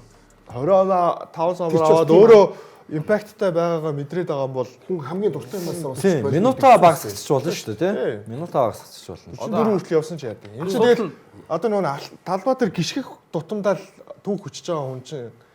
Би бол одоо жишээ нь KD-г ч гэсэндээ ингээл нэлээд удаан тоглоё л гэж бодож. Би 40 хүрхэн батагаа өстэй. KD бол одоо энэ цагаасаа яг KD ч 4 дүүлтэй LeBron-оос. тэгэхээр дахиад KD-г бид нар дахиад яг 4 жил дахиад гарах нь ойлгомжтой л гэж би бодоод байна. тэрийг саяны үнсгэл хамаагүй яг хамгийн дуртай юм шүү дээ. Одоо амьдралынхаа Тэрнээс шууд пак гэж болчих. Хэцүү шүү дээ. Намайг одоо чи дуучтай болчихд гэсэн үг шүү дээ. Марсаас чи дуулахаа болоо гэдэг шүү дээ. Би дуулахаа болоо гэдэг яг бүгд юу нэр адилхан байхгүй юуны хувьд. Зацуулсан хугацаа тий одоо хугацаа. Тэгэхээр чинь амар хэцүү байхгүй. Тэгэхээр одоо юу гэдэг эдгээр чинь өглөө босоод тэр рутин байгаа шүү дээ тий иддэг хоол одоо ялангуяа либроны рутин бол тий бэлтгэл сургуулт хэл. Тэр юмнаас нэг өдөр нэгэн дэр нь байхгүй болохоо хүлэн зөвшөөртлөө тархиндаа боловсруулна гэдэг чинь өөр юм. Готролд орж болно. Тэгээ тэр чинь чадахгүй болоод зарим нь бол хүлэн зөвшөөрч за миний бие явахгүй юм байна, миний хөл явахгүй юм байна. Одоо шинэ weight бол одоо шинэ өвдөгний бэртлээсээ ч юм уу те за дахиад тоглолт тоолж болохоор л хэлсэн шүү дээ. Тэгэнгүүт үнэхээр явхаа болоод ирэхээрээ зарим тоглогч нар хүлэн зөвшөөрөөд одоо зодог тайлдаг бол LeBron James-ийн тим зовир алга шүү дээ. Тэгээ улам л гоё л болоод шүү. Тий. За бүгд бас одоо бүх одын тоглолтын нэг гарааны юу альбисаар зарлагдсан тий. Тэгээ энэс яваа гэж бодож байна. All-Star-ын гарааны давт. За тэгээд энийгээ тэгээд дэлхийн амиг Хуваах юм байл шүү дээ. Тэгээд төвд орлогч чинь Браун болсон юм. Одоо яг юуг нь гайхаад байгаа. Одоо ингээд сэлгээ яг сонгогдно гэдэг. Тэгсэн мөртлөө 3 л Европ олон улсын тоглогч заавал орж ирэх хэрэгтэй болчиход байгаа. Тэгээд үлдсэн хэдэн Америк тоглогч сонгогдоод Заавал тоон тэнцүү байх хэрэгтэй. тий, заавал 8 гадаад тоглогч байх хэрэгтэй олон улсын. Тэгээд 16 Америк тоглогч боллоо. Тэгээд яаж 3 хуваахыг нь болсон юм. Одоо энэ дээр зүгээр энэ ингэж гараанд гарахгүйсэн гэж танаас одоо маргах тоглогч байна уу? Гараанд гарахгүй байсан. гараад сонгогдох ёсгүй байсан ингээд. Алгуу тий. Одоо бол Алгаа. гараад гарах эрэгтэй тоглогч нар урдуур нь хэнийг оруулах вэ гэдэг өөрөө асуулт орж ирэхгүй байна л да. Яг хуу Эдвардс маш эргэлзээтэй байсан. Тэгээ ялцчгүй өрнөд тус болохоор Стеф дарагдчихлаа л да. Тэгээд Гэтэ Стефиг гарсан гэхэд дуурцсан байхгүй тий. яг хуу Стеф Эдвардс хоёр яг л тэнцүүл санал авсан юм байл л шүү дээ тий. А тэр үр дүн нь гарах баха. Үр дүнгийн угаас шууд харсан дэрх. За тэгвэл бас нэг тоглогчийг ярих хэрэгтэй болох бах тий. Дани Авдия. Эн чинь бүр сагсан бөмбөгөөс гадуур юм бас яригдаад байгаа байхгүй. Одоо Израиль үндэстэн гэдэг утгаараа гадуурхацуух юм. Гараан дуу. Тий. Гараан дуу. Саяны өрөндийн 5-аас Эдвардс 6-аас дээшээ байх. Хууч гэсэн Авдия зөө нэг пост хийсэн байгаа байхгүй юу? Наваа зүгээр сагсан мөнгөчийг дээр нь хүлээгээд авчаач гэдэг. Стеф биш, Вембит юм биш үү? Вембитээ яг тэнцсэн нэр. Тий. Стеф ч нэлээд өндөр байгаа шүү. Стеф яг дээр нь л байна л да. Яг хөө Вембигээс маргалдах юм гэвэл арай олон тоглолтод оролцсон баг. Тэгэхээр тоглогчдын саналаар Дани Авди 10 санал авсан юм уу? 10 дугааранд орсон юм уу?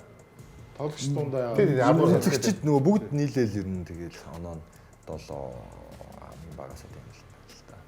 Тэгээ тоглогчдын санал гэдэг чинь тоглогчдын саналаас 10 дуурай гэсэн үг шүү дээ. Тэгээ Леброны дээр байсан л олжлаа шүү дээ. Одоо 5 Хангалттай үнэлэгдсэн юм шүү. Би бол Авдиг бүр амар үнэлэгдсэн байна л гэж бодож байна. Эхний 5 руу хэмжээнд бол угаасаа үнэлэхэд арай баймгүй л санагдчих. Тэр эхний 6 угаасаа юм хавдшгүй 6 хүн байгаа даа санагдаад байгаа юм надаа. Тий. Хөдөлшгүй тий. За энэ талд бол угаасаа яг гоо Доно Мич л угаасаа өрсөлдөөнд яригдах хэвээр хүн мөн үгүй юм уу? гараанд. Тэр Дотлид бол яг сэлгээнд байж болохоор юм. Дээрээс Донон буулгаад нэг яриа байхгүй юм шүү дээ угаас ихний 5. байхгүй. Гэтэ мичтэй дээшээ Брансон Макси хоёрын нэгнийхээ оронд орох байсан уу л гэдэг л яриа л. Франс нуул гэж баг. Тийм, Максиг стат амар байгаа юм. Максиг стат амар байгаа шүү дээ. Багийн амжилт гэж Янис гэх юм уу тий. Тийм ээ. Гэхдээ Янис ч хувь стат 8 байгаа. Одоо гэхдээ нөгөө тоглохгүй гэдэг байгаа үстэй. Янис тоглохгүй гэдэг. Тэгээ оронд нь мичл бараг гарах л та. Орлогдсон л та. Гэхдээ яг нөгөө нэг ингэж сонгогдно гэдэг чинь өөрөө амар том юм. Тий. Джейлен Джонсны бол цаг хугацаа ирнэ. Жил 2 жил амар шүү дээ. Энэ жил бөхөд болчихлоо шүү дээ. Болсон шууд болсон шүү. Сэлгэнээс шууд болсон шүү дээ. Тэгэл Юу вэ? Трипл дабл баг дунд. 18 9 9 үйл шүү дээ. тийм шүү дээ. Юу гэж юм бэ? Тийм шүү дээ. 9 дунд. 9 дунд. 19. Трипл дабл дундчлах нөгөө нэг ассист энэ төр туцсан тохиолдсон дөө. Тийм амар үйл шүү дээ. Чикаго Жош гидэж тийм л. Тийм, Жош гэдэг бас амар. Гидэж гэсэн гоё шүү дээ. Бас 18 баг 9 шүү. 18 19 19 8 байх шүү дээ. Тиймгүй байх шүү дээ. 8 9 ч юм тий. За тэгээ нөгөө NBA-ийн зүгээс бас юу гаргасан нөө сэлгээний тоглогчдыг бас юу гаргасан байгаа тийм. Тэгээ бүгдээр харцгаая.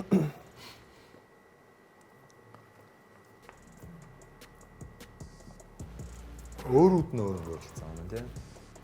Өөрөд нь саа. Аа. Энд дээр тэгээд би бол хувьдаа Карл Антони Таунсын оронд Эван Моблиг саналаа өмөр байсан боловч олон улсын 3 тоглогч болохгүй байсан л да. Тийм ээ тий. Тэгээд хүчээр кат төгссөн шүү дээ. Тэгээд кат хүчээр орох гэдэг байгаа байхгүй юу? Ер нь. Яг статистик үзүүлэхээр бол кат чинь юу л байгаа л да. Бас л дабл шүү дээ. 11.4 самбар лиг тэргүүж байгаа шүү дээ. Тийм. Гэхдээ стат үнэхээр 20.4 хамгаалтын стат нь багийн амжилттай халбаа дэх нэмэх хаснаас ингээ илүү байсан байхгүй юу Моблиг. Яг хөв тоглолчоор арах юм бол 5-аас илүү. Гэхдээ би бол 5-аас орох ёсгүй л гэж бодсон. Харин би бас чиний банкер оруулсан юм тийм үү? Норм Паул. Паул угсаа байгаа шүү дээ. угаасаа гэж таних Паул байгаа. Бага. Аль төдий. Хаана? Тэр ихт байна. Баажи. Надад байгаа ш норм Паул 7 дээр юм шүү. А тийм бай. Бага. Энэ юу баясаг ихтэй Сякам банкер хоёр орж ирсэн юм тийм үү? Би Сякам багийн амжилт. Анадэр арай хойно юм болоог бодсон юм аа. Сякамыг бодсон ч бодсон. Энэ үү? Чикаго Булс чинь 23-2 Why not? Йокичтай адилхан тоглолт хийсэн байгаа шүү. Арай бага юм уу? Йокичтай адилхан тоглолт хийсэн байгаа шүү Тийм үү? Тийм. За Энэ дээр бол арай илүү амархан байсан байлгүй дээ. Тэгээ энэ дээр амархан байсан. Гэтэ би харин бас Өнөөдөр бүкер гэрчлээ. Би бүкер хоёрыг Деброн хоёрыг яг 7 дээр яг адилхан саналтай байж байгаа. Тэгээд бүкер гимтчихээр одоо Леброн болчихсон. Би бол яг Леброн KD хоёрыг угаасаа нэр хүн дээр орох ёстой гэж зүгээр бодсон. All Star хэмжээний бэлгэдлийн баг биш те.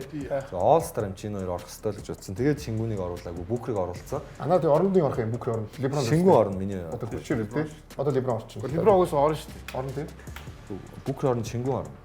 Миний дээр жишээ. Тий. Шингүү юм уу эсвэл ер нь Леброн уу Шингүү хоёр яадаг л. Бүкер орно, Шингүү орно гэж үгс үү. Яг минийх бүкер миний гимтчихэж санал. байгаа. Минийс өгсөн санал дээр. Би болохоор Кавайг оруулчихж байгаа, Леброныг оруулчихж байгаа, Авдиаг оруулчихж байгаа, Эдвардс, тэгээ Мурей, Бүкер тэгээд нөгөө яцах Дүрантыг оруулцах. Шингүүн хоолгүй гэсэн. Би шингүүн их ч хоолгүй гэсэн. Нөгөө Леброныг оруулчаад Дүрантыг оруулахгүй бол амар респект санагдаад тэр дисреспект санагдаад. Авди бол орох ах уу? Яг гараан дээрээ жишээсэн мөх үү? Тэгэхээр шууд авах л та. За юу модерн MVP юу үзээ те? Өстөнийг үзээ те? Шей. Оо. Тав дээр. Угаасаа л ингээд нэг 6 мурга дээр яваад байгаа шүү дээ. Дээр өдөр юу вэ? 5 руу орсон биш тулгаа. Дээшлээ бүр энэ зүгийг яг авсан гэж угаасаа. Үгүй энийг зүгийг одоо аваа. Энээс цааш шууд дээшлээ гэж байна. Шейтэй адилхан статистик үзүүлж байгаа юм чи. Үнэхээр амар хэлээ. Үнэхээр амар хэлээ. Биш дээ. Шийдээ. Тэгээ өвн сайн л байгаа. Аваад ерөөсөө аваад Шуунаа дунд. үгүй аваа шитгэх тэр нь тэгээд ирсэн. Бат юм атаа ерөөсөө. Тэг ямар ч хурд ёо. Тэгээд MVP-ийн өрсөлдөөнд хамгаалт хийж чухал юм байна. Оо хамгаалтын үзүүлэлт нь амар үзүүлэлт. Би яг дараа нь бэлдээ хамгаалтын үзүүлэлт. Максыг юу? Максыг яг хамгаалт товтлогооныхоо тэнцвэрийгүүгээр лигийн шилдэг хоёр тоглогчийн нэг нь байсан шүү. Хамгаалт би тэгээд Максыг яриаггүй шүү. Би зүгээр Лукагийн хамгаалтыг ярьж байгаа. Багт үзэж байгаа нөлөөг. Гүг. За тийм. Яг л хаалт гээд Беньямигийн хаалт нь ороод ирсэн байгаа. Тэгэхээр хамгаалтаас хамаатал байгаа байхгүй. Бусад хүмүүсээр байхгүй ирнэ те. За тэгэхээр сая амар үнд дэше гарч ирсэн биш үү тулгаа тэр. За баярлаа гэдэг магтаад байгаа юм уу? Муулаад байгаа. Гүг үнэхээр сайн байгаа. Тэр нь яалтчихгүй. Тийм болоод тэгж гараанд цогцсон байгаа шүү дээ. За Premier Sport Network гарах энэ 7 хоногийн хуваар тийм ээ. Ямар гоё тоглолтууд байна. Хамгийн сонирхолтой. Шууд тэр Орландо Кливлендээс эхлээл гоё байгаа шүү. Бостон Портланд ч гоё. Гоё болсон тийм. Миннесота Warriors хоёр харин эсэргээрээ Миннесота уншиж маа. Тэгээ өнөөдөр хэлсэн тийм яг буцаад. За Bucks Philly алцах уу маа Philly бүх багтаал алцах. Houston Spurs шүү дээ те. Тий, Houston Spurs Spurs гоё тоглолт шүү дээ. За тэр Cleveland Lakers ч гоё болох байх. Utah Clippers ч гоё болно доо ер нь. Utah гоё байгаа шүү дээ. Тийм хожихгүй байсан ч үзүүштэй хожоод байгаа шүү дээ. Өрсөлдөд тийм том багууд талгаатай. Тэгээ Warriors-ийн тоглолт ямар их хөвгт юм бэ те. Utah за одоо үзье та. Өгч бол үзье та одоо. Тэгээ Бямбад алуулсан баха. Бямбад алуулсан баха. Warriors. Ачуул хайттай. Ачуул хаа гэж. Хамгаалттай. Амар багтай толгойд бай те. Явж байгаа баг тоо. Хоёр ч явж байгаа багтай. Өөртөө хамгаалт бол амар байлаа. Бүстэй тэгүүлж байгаа баг тоо. Айн те. Амар тоглолт болох юм байна. Амар ч гэх шиг. Гэтэ нэрийг саяны 5 K орж ирэхгүй байна те. Кейт гана MVP өрсөлдөөнд. Тэний 5. Кейд яа харин орж ирэх бах уу? Илрэл дуусгаад угаасаа эхний тавд бат ах уу? Тэр зах зээлтэй нэмэлттэй бас жоо холбоотой байдаг гэж магадгүй. Хот мотоос нь тий. Яаж? Одоо Детройт. Аагүй юу? Мэдэхгүй байна. одоо чи Детройт ч баг Юунаас Бид дөрөв байж байгаа. Гэтэ тийм юу нээр муу аваад байна. За. Дараагийн тэнэс ухаантай гэж. Та дөрвийн юу үзэх нэг ойр цайдас юм асуув юм асуучих. бид дөрөв өөрт чинь зөрөөс асууж үзсэн шүү дээ. Байхгүй би байхгүй. Би юу Би байхгүй. амарч байгаа намайг өөрсдөө танаар. Би амарч 6 асуулт бэлдсэн байгаа. Бид эднийх танд 3 бид 2 танд. зүгээр хоорондоо нэг асууч. За яа. За явлаа. Хинийхээ асуулт хинээс эхлэе.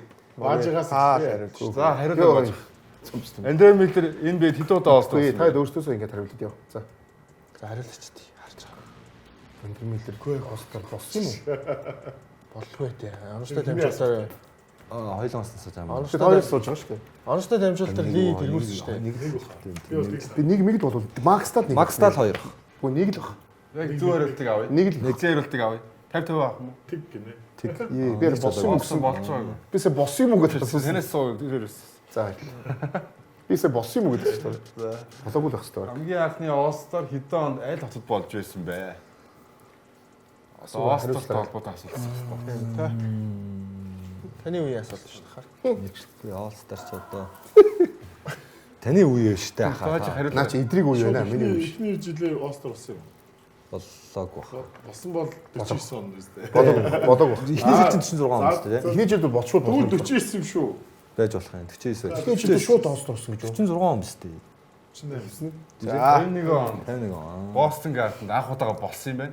Гэтэ эхний 2 жил 51 52 онд MVP-г шалгаруулаагүй. 53 оноос MVP-г шалгаруулчихлаа. Гэтэ дараа нь 51 52 оных MVP-г нөгөө нэг нөхөж орж ирсэн юм. Тэгээ хин хоёрт гэсэн. Нэр нь бол хэцүү мэддэг. Ямар зав юм.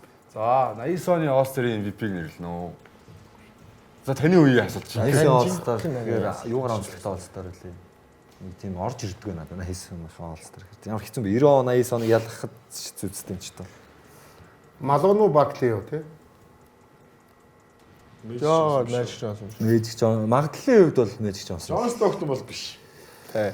За нэг хүн асуудлаа. Тий, нэг юу биш. Баркли бол- Би бол Magic биш үү чи? Magic Баркли бол 90 он жаад 92 оны 92 онд All-Star болсон байхгүй юу? Гэхдээ тэр чинь юм 3 жил өмнө тоглоог байхгүй юу? 3 жил 2. 2 жил тоглоог байхгүй нөгөө юу гэх нөгөө донхон юутай. Тэгэхээр би бол Magic биш Тэгэхээр 2 үү? жил гэхээр чинь 91 90 он болчиход байгаа. Гэхдээ би бол- тогсон шүү Энэ дээ. бол 88-аас 90 оны үлрэл гэсэн үг шүү Тий, дээ. Энд чинь 88-аас чи Detroit авраг авдаг жил байх юм шүү дээ. Тий. Тэгэхээр чин би бол Barkley байж Баркли нэг авсан. Тий, Barkley-ийн хуу Madonna-ийн хуу гэж бодож байна. 90 он биш үү? 90 онд алдаг үлрэлнэ. Magic Johnson баха. Би л бол тэгж л. За, Би Magic бол Johnson за би орё. Barkley дээр За би. эцсийн хариулт нэг хариулт авъя тэхөө. За Би Magic Johnson. бид хоёр хариулна шүү дээ. Та дотроо Би зөв хувьдаа нэг хариулт. Зөв хариултыг авъя. За. 90 он за арсан. Карл Мэлор 78 оноо. Гэтэ Джон Стоктон чинь 93 оны All-Star MVP-г авсан байл шүү дээ. Тийм үү? Ихтэй зүйл гэж Malone 20 дамжуулт өгсөн үү? Barkley Амар биш тахаа. Magic Бараг тийм тийм Magic байна. байх боломжгүй. Magic ч айгүй олон All-Star-ийн MVP болсон юм байсан. 80 тэр ойрч. Charles Barkley ч нэг MVP авсан юм Баркли байсан. нэг авсан. Barkley авсан. Тэр тийм 90 баха тий орог. Алсан үлрэл. Сайн Malone Barkley гэсэн Magic арай биш байсан. Magic 92 онд орж ирсэн. Мэдгүй хариулахгүй гэхээр асуусан сухаар л хэвээр уралдаа л юм. За яа дараагийнх нь. Одоо яг ингэж Яг хариулаарай. За бид хоёр туслаарай. Бид хоёр туслая заяа. За лигийн энэ өдрөл дундаж хаалтар тэргүүлж байгаа тоглогч. Та нар өөрсдөө очих. саар Энэ шууд J half. J-off. Энэ байх шүү дээ. За. Энэний өнгөрсөн дугаар дээр Алекс Сарыг меншн хийсэн санагдаад байна да. Тийм 2.1-ээр J half чи яг 2 бас 2 уу? 0.1-ээр Сар ихтэй 2-1 байгаа юм уу? Би сонссон юм а яг Алекс Сарыг. half бүр алаадсан байхгүй. Тэгвэл Сар бүр алж байгаа юм шүү. Хоёроо тэргүүлж байгаа тоглогч. Энэ амар заван бохгүй яа тэр Тарис амар цөөхөн тоглолтод оролцсон. Тэгэхээр тэрийг нь тооцож байгаа юм байна тий. тооцож байгаа. Наа чинь тооцож байгаа шүү. Кенар ч гэсэн цөөхөн тоглолтод оролцсон. Кенард чинь 40 тоглолтод оролцсон байлаа шүү. Тийм үү? Кеймс Нүднэр харагдахгүй. Цөөхөн минут энэ тоглолт. Memphis. Мемфистэй. Бар. Баргал Спенсер баг шүү. Яс Spencer баха. Гэтэ нилээн бас тоглоод байгаа шүү дээ. Spencer их тоолж байгаа шүү. Айгуу тоолж байгаа шүү. Тарис Нөгөө ах トゥ хоёрын нэг үстэй. Спенсер Бид хоёр Спенсер За хариултаа. За Spencer. 48%-тэй. Таарын ийсэн 46% тавьчих юм байна шүү дээ. Би бас 2 тавьчихлаа. Ийсэнгээ оролцсон Спенсер бахаар 4 тавьчихлаа. 4 төө. Бас сайн. Айл цааш нь хамгийн баг дамжуулалт дуусч байгаа байж. Яа цаа асуу. Хамгийн бага юм уу? Ямар цаа. Энэ тэгвэл Дончич юм байна шүү дээ 8.7 тийм үү? Жош Гиди чинь баг 9. Бараг 9 байгаа. Кейт чинь баг 10. Бараг Лука юм шүү. Лука. Бага нь бараг Лука. Тэр тийм. Тэ ойрхон бол. Тийм. Гиди бол Гидиг би энэ 9 гэж харсан юм аа өнөөдөр. Гэхдээ яг 9 гэж харж ирсэн. Яг 9 үстэй. Заван асуултууд биш үү? Айгу байдаар 0.1 мгэр чи 8.8 энэ үйлрлийн юмнууд байгаа бас. тийм ээ.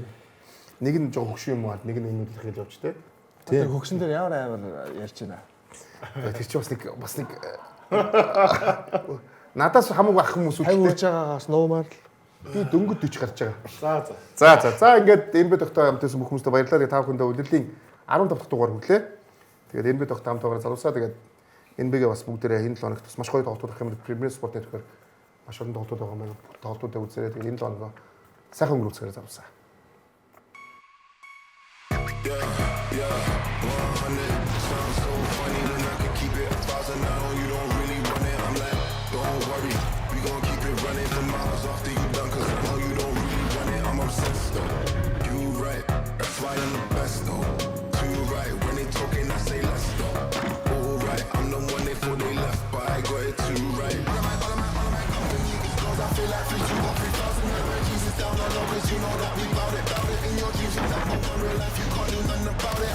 Say you the greatest, get your vision must be close. A little bit.